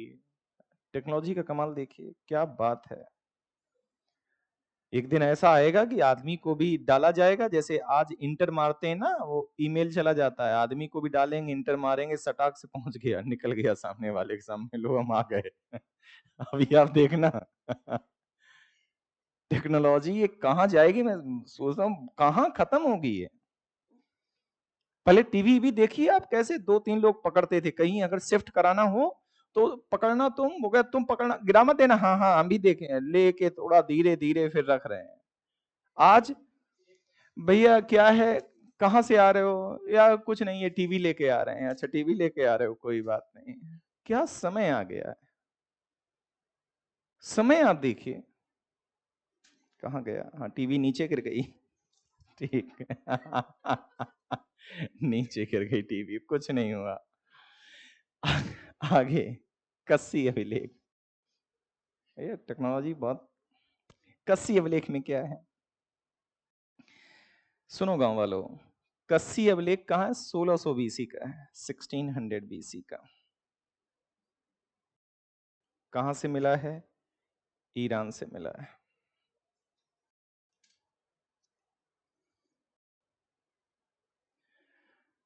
कहां से मिला है? ईरान से मिला है। और इसमें कहा गया है कि ईरानी आर्यों की एक शाखा भारत की ओर जा रही है, हम देख रहे हैं। तो इसका मतलब आर्य कहीं ईरान साइड से ही होते हुए आए हैं भारत। ईरान मतलब समझ पा रहे हैं ना, कल हम लोग गलत बना दिए थे। कभी हम इमोशनल हो जाएं तो तुम लोग हमें रोक लिया करो कि सर इमोशनल मत होइए, आप कुछ मतलब ही नहीं है। ठीक है, रिकॉर्ड सब हो रहा है, कोई देखेगा तो सोचेगा यार जिस टीचर को ईरान इराक नहीं पता है वो क्या पढ़ा रहा होगा यार, गलती ये तो कुछ भी हो सकती है, ये तो भूल चूक लेनी देनी वाला विषय है। ये है क्या, इराक है कि ईरान है? आ? क्या है? ईरान है। कल हम इराक लिख रहे थे, आप लोग हाँ ठीक है लिख लो, रिकॉर्ड तो हो ही रहा है, साक्ष्य तो मिल ही जाएंगे, बाद में कह देंगे सर देखो कैसा पढ़ा रहे हैं। हम गवाह खरीदेंगे फिर क्लास में। देखो क्या क्या होगा, ये है ईरान। तो यहां से शाखा एक भारत की ओर आ रही है, ये इस रिकॉर्ड में है। ठीक है, क्या इसमें लिखा गया है? ईरानी आर्यों की एक शाखा भारत की ओर जा रही है, ईरान से मिला है।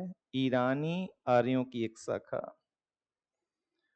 आर्यों की एक शाखा कहां जा रही है? भारत की ओर, भारत की ओर। तो आर्कियोलॉजिकल एविडेंस में दो एविडेंस तो आपके पास ये हो गए हैं। तीसरा, पॉटरी।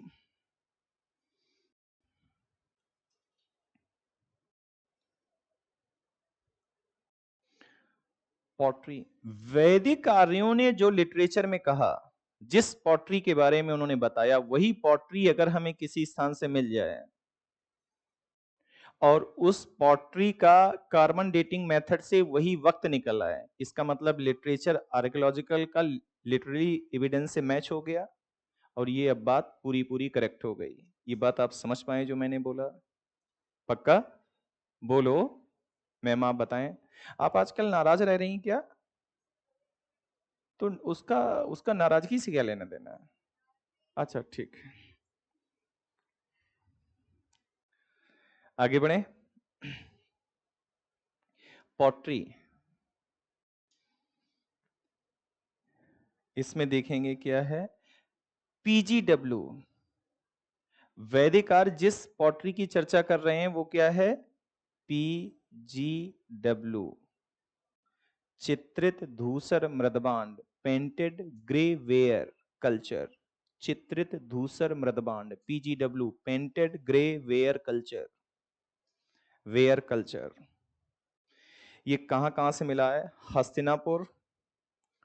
ये कहां से मिला है? हस्तिनापुर। हस्तिनापुर तो जानते ही होंगे, नाम तो सुना ही होगा तुमने। हस्तिनापुर, अतरंजी खेड़ा, अहिछत्र। अतरंजी खेड़ा, क्या हो गया? अच्छा, ये टेक्नोलॉजी की प्रॉब्लम भी है। अब यही हाथ से लिख रहे होते तो ले। तुम्हें पता है कि हमें कहां होना चाहिए? क्या मैं वहीं हो जाऊं? ठीक। क्या है? हस्तिनापुर। मैं वहीं हो रहा हूं जहां मुझे होना चाहिए, और तुम्हें पता है कि हमें कहां होना चाहिए? हस्तिनापुर।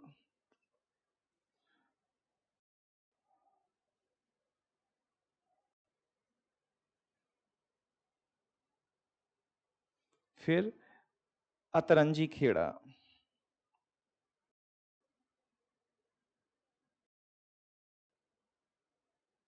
फिर अहिछत्र।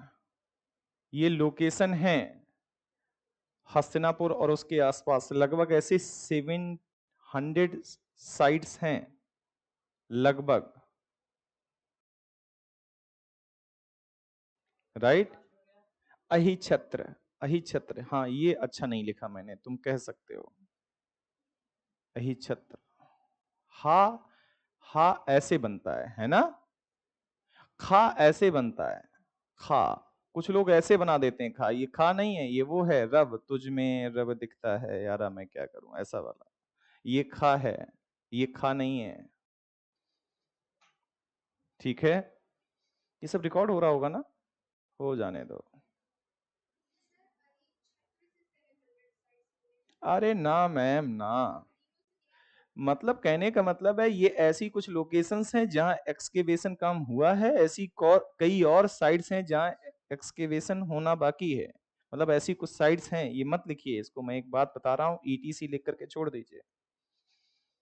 नहीं बाद में 600 मिलेंगी तो आप कहोगे सर ये डाटा देखो, डेटा देखो क्या लिखवा दिया आपने। ठीक है, तो यहां क्या है?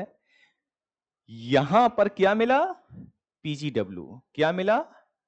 PGW, painted grey ware culture की जो पॉटरी थी, जो वैदिक, जो वेदा में आर्यन ने कहा, वही पॉटरी उसी वक्त की यहां मिल गई। आर्कियोलॉजिकल एविडेंस के नाम पर मेरे पास केवल इतना है। आर्कियोलॉजिकल एविडेंस के नाम पर हमारे पास केवल इतना है।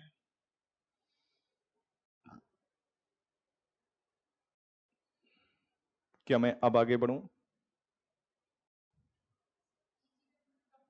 पेंटेड ग्रे वेयर या चित्रित धूसर मृदबांड।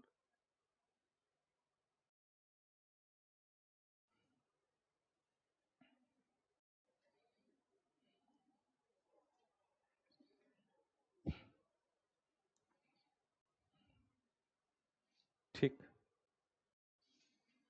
अब क्या था, हम पहले पहुंचे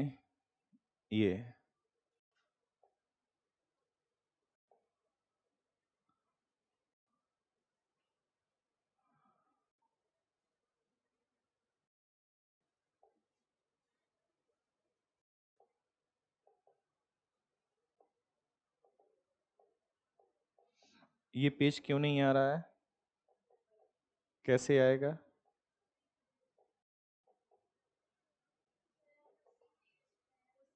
हाँ, अच्छा इसी पेज में आ गए। वेरी गुड, क्या बात है। मुझे लगा ये हट जाना चाहिए, तो ये कैसे हटेगा?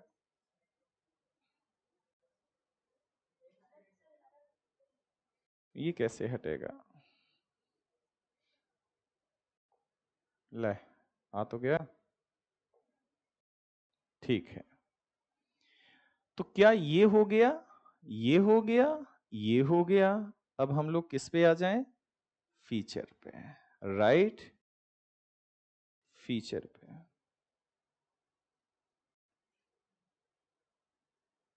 ठीक है, फीचर पे आने के पहले हम थोड़ा सा आपको बता दें कि वो ऋग्वेदा के चैप्टर्स के कंटेंट क्या क्या हैं।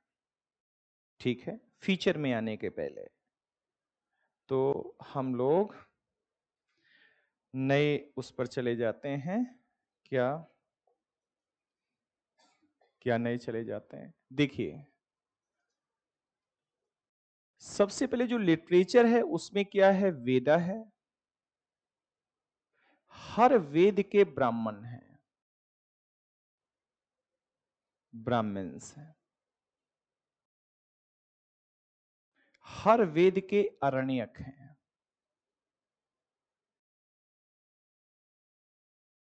अरण्यक, हर वेद अरण्यक ऐसे लिखा जाएगा हिंदी में।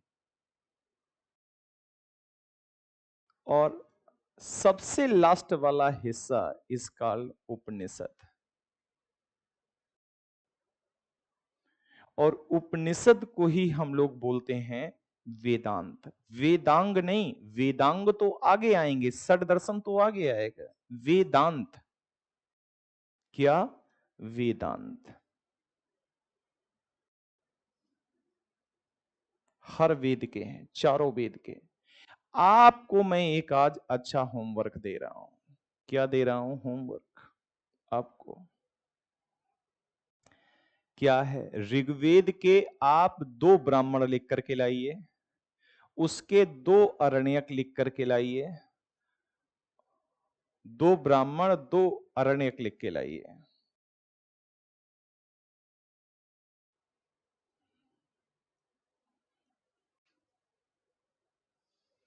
इसी तरह से आप यजुर्वेद के 2 ब्राह्मण लिख करके लाइए। उपनिषद छोड़ दीजिएगा, 2 ब्राह्मण लिख करके लाइए और इसके 2 अरण्यक लिख के लाइए। इसी तरह से अथर्ववेद के 2 ब्राह्मण लिख करके लाएंगे और 2 लिख करके लाएंगे क्या? अरण्यक। सामवेद, इसके भी 2 ब्राह्मण और 2 अरण्यक लिख के लाएंगे। This is your homework. Upanishad मतलब जो वेद के सबसे अंत में लिखे गए। उपनिषद या Vedanta means what is the Vedanta philosophy? जो वेदों के जो वेदों के सबसे अंतिम भाग हैं। सबसे क्या? अंतिम भाग है। वेदों के अंतिम भाग को क्या कहा गया? वेदांत या उपनिषद। ये जितना भी कंटेंट है, जितना भी कंटेंट ये वाला है, इसने कहा, इसने रिचुअल्स पर फोकस किया। रिचुअल्स पर फोकस किया, सैक्रिफाइसेस पर फोकस किया। कर्मकांड। जीवन का उद्देश्य किससे जोड़ दिया? कर्मकांड से। राइट। 3 तरह की धाराएं हैं। एक मनुष्य के जीवन की 3 धाराएं हो सकती हैं। एक तो कर्म मार्ग है, हाँ या ना? पक्का? कर्म कांड है जिसमें रिचुअल्स हैं। सिलेक्शन होना है, बाबा देखो कैसे होगा। बाबा ने कहा एक पीले कपड़े में 2 किलो आलू रख के, है ना, थोड़ी हींग की एक छोटी डिब्बी रख के उसको गंगा में प्रवाह कर दो, तुम्हारा सिलेक्शन हो जाएगा। हो जाएगा ये इसमें सिलेक्शन? कर्मकांड से सिलेक्शन नहीं होगा। रिचुअल और सेक्रीफाइसेस करेंगे, सिलेक्शन नहीं होगा। एक तो कर्म मार्ग है, दूसरा वाव ज्ञान मार्ग है, और तीसरा एक और स्टाइल है भक्ति मार्ग। अच्छा, क्या हो रहा है कि कर्म मार्ग में आपके पास क्या होना चाहिए? धन होना चाहिए, हाँ या ना? तभी आप रिचुअल्स या सेक्रीफाइसेस कर पाएंगे। जो ज्ञान मार्ग है इसमें आपके पास टाइम होना चाहिए, लेकिन ये वाला मार्ग है ना धन की जरूरत है ना टाइम की जरूरत है। मीरा ने कृष्ण को पति के रूप में स्वीकार कर लिया तो क्या है, अब हर वक्त 24 घंटे मीरा का पति है कौन? क्योंकि इसके पहले ऐसा कभी नहीं हुआ कि कृष्ण को किसी ने पति माना हो।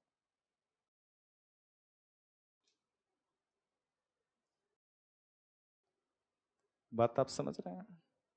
तो ये सारा लिटरेचर इतना ये कर्म मार्ग पर फोकस कर रहा है, माने रिचुअल्स और सेक्रीफाइसेस पर फोकस कर रहा है, लेकिन ये वाला, हेलो, ये वाला ये ज्ञान मार्ग पर फोकस कर रहा है। और इसी का प्रचार आगे चल करके, वही बात है कि इसका प्रचार किसने किया? इसका प्रचार बुद्ध कर रहे हैं, इसका प्रचार महावीर कर रहे हैं। वही बात है, योग दर्शन दिया किसने? बोलो, पतंजलि ने। लेकिन दुनिया में फैलाया किसने? बाबा रामदेव ने। तो ये दर्शन दिया किसने? Theory of knowledge, this philosophy given by the Upanishad और Vedanta, but the flourish in the world by the Buddha and Mahavir. Buddha and Mahavir ने उसको भारत में फैलाया, भारत के बाहर भारतीय राजाओं ने को उसको ले जाने का श्रेय। आज दुनिया में कई देशों में बुद्ध की आबादी, बौद्ध धर्म की जो अनुयायी हैं वो लगातार बढ़ रहे हैं, हालांकि भारत में ये संख्या कम हो रही है। ये बात समझ पाए आप? ठीक है। तो इस वाले और इस वाले पार्ट में जो वेदों के सबसे अंतिम वाला हिस्सा है, वहां पर हम थ्योरी ऑफ नॉलेज पे चले जा रहे हैं, ज्ञान मार्ग पर फोकस कर रहे हैं। ठीक है, डालिए ऋग्वेदा में कुछ हमें बताना है कि क्या क्या कहा गया है ऋग्वेदा में। ऋग्वेदा, ये नोट कर लीजिए, पहले नोट करिए क्या करके लाना है, नोट करिए। नोट कर लिया?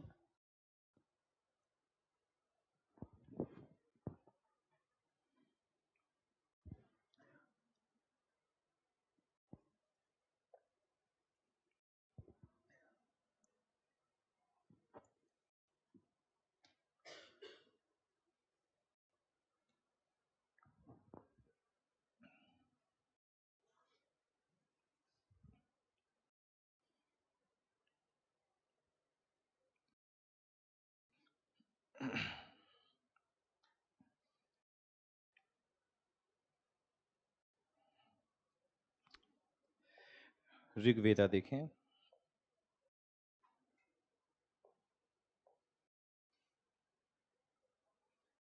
ऋग्वेदा, इसका मतलब ऋग्वेदिक टाइम की जब हम बात करेंगे तो ये टाइम क्या है? 1500 BC to what, 1000 BC.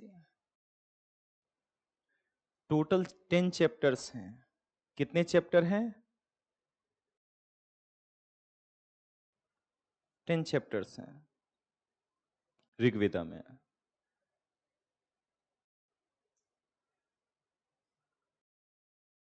Chapter या मंडल क्या कहेंगे? 10 मंडल हैं, राइट। 1028 सूक्त हैं, 1028 सूक्त,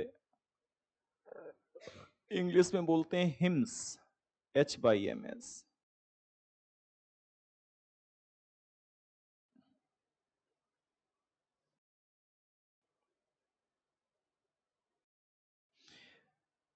10580 मंत्रा हैं, 580 मंत्र हैं, मंत्रा।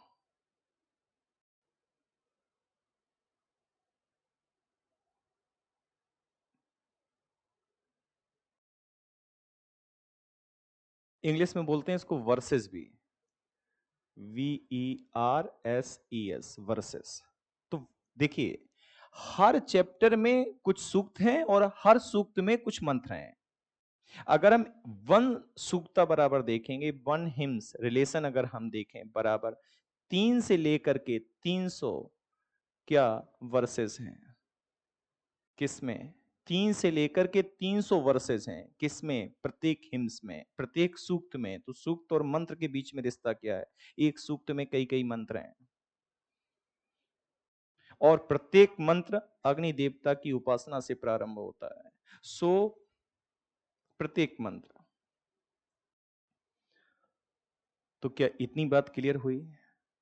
ठीक है, this is a mandal, this is a suktas and this is a mantras. So every hymns consist of 3 to 300 verses.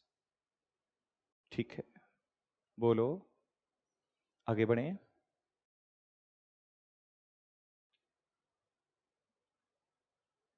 अब एक एक मंडल पर हम लोग बढ़ते हैं और देखते हैं कि क्या क्या है। एक एक मंडल पर चर्चा हम लोग करते हैं। ऋग्वेद का फर्स्ट मंडल, फर्स्ट मंडल, पहला मंडल।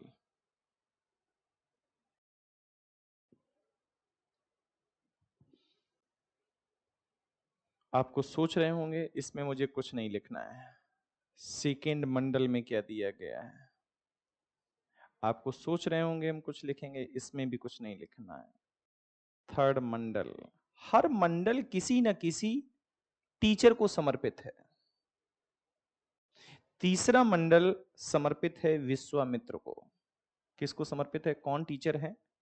नाम तो सुना ही होगा, है? विश्वामित्र आज के समय में ब्रांड बन चुके हैं, राइट? विश्वामित्र को समर्पित है ये। और इसमें गायत्री मंत्र यही मिलेगा। क्या है गायत्री मंत्र? क्या मिलेगा यहां से आपको? गायत्री मंत्र, ओम भूर्वा, है ना? ठीक। अच्छा, चौथा मंडल अगर हम देखें, फोर्थ मंडल,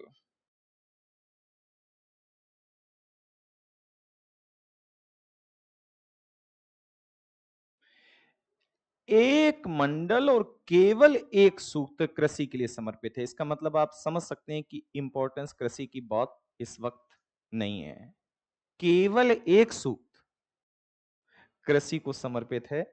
57th, चौथे मंडल का जो 57th सूक्त है, 57th नंबर का सूक्त, सूक्त मतलब हिम्स जो है वो एग्रीकल्चर से जुड़ा है, कृषि से जुड़ा है। माने कृषि के बारे में केवल एक सूक्त है आउट ऑफ 1028 सूक्तास।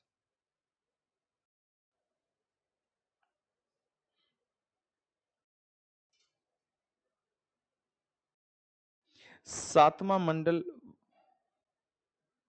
अब फिफ्थ सिक्स में कुछ नहीं लिख रहा हूं। सेवेंथ मंडल,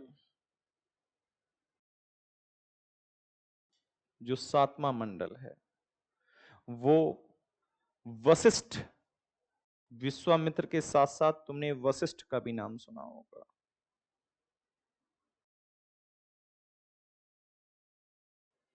और यहीं पर दशराज युद्ध का जिक्र है। क्या? जैसे यहां पर जो जिक्र था, यहां पर जो जिक्र था गायत्री मंत्र का, यहां पर हम देखेंगे तो क्या जिक्र है? दशराज युद्ध का।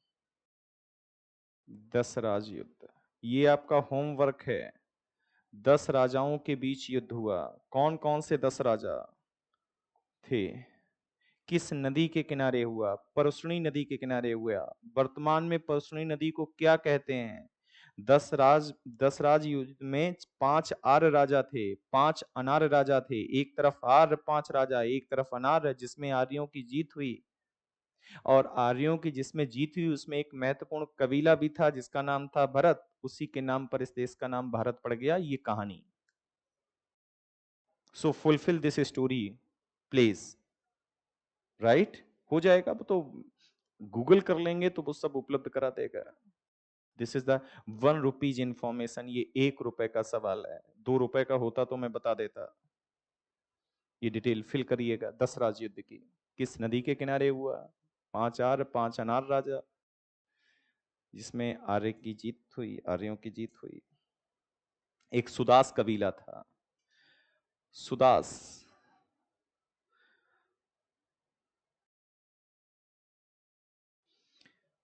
भैया 9वां मंडल जो है, सुनो, जो 9वां मंडल है वो सोम को समर्पित है।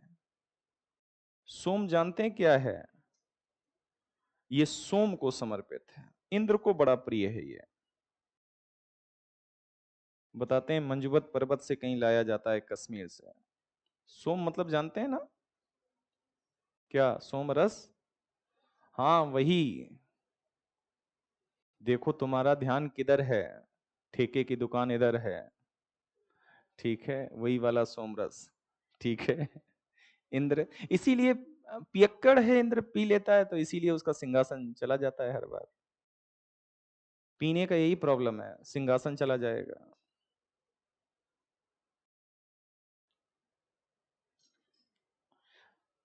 ठीक है। 10वां मंडल क्या है? 10वां मंडल 10th, इसका नाम है पुरुष सूक्त। और यहीं से कल हम लोग अपनी स्टोरी स्टार्ट करेंगे पुरुष सूक्त से। डाल दीजिए 10वें मंडल को कहेंगे क्या? पुरुष सूक्त। और यहीं से हम लोग कल अपनी कहानी स्टार्ट करेंगे पुरुष सूक्त। इसका नाम है 10वें मंडल का क्या? पुरुष सूक्त। पुरुष सूक्त ये नाम है इस मंडल का। यहीं से कहानी हम लोग अपनी स्टार्ट करेंगे। और फिर याद करिए हम लोग कहाँ आ जाएंगे।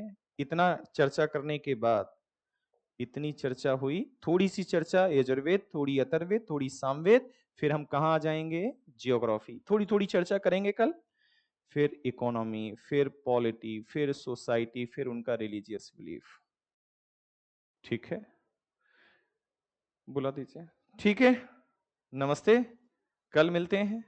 हाँ।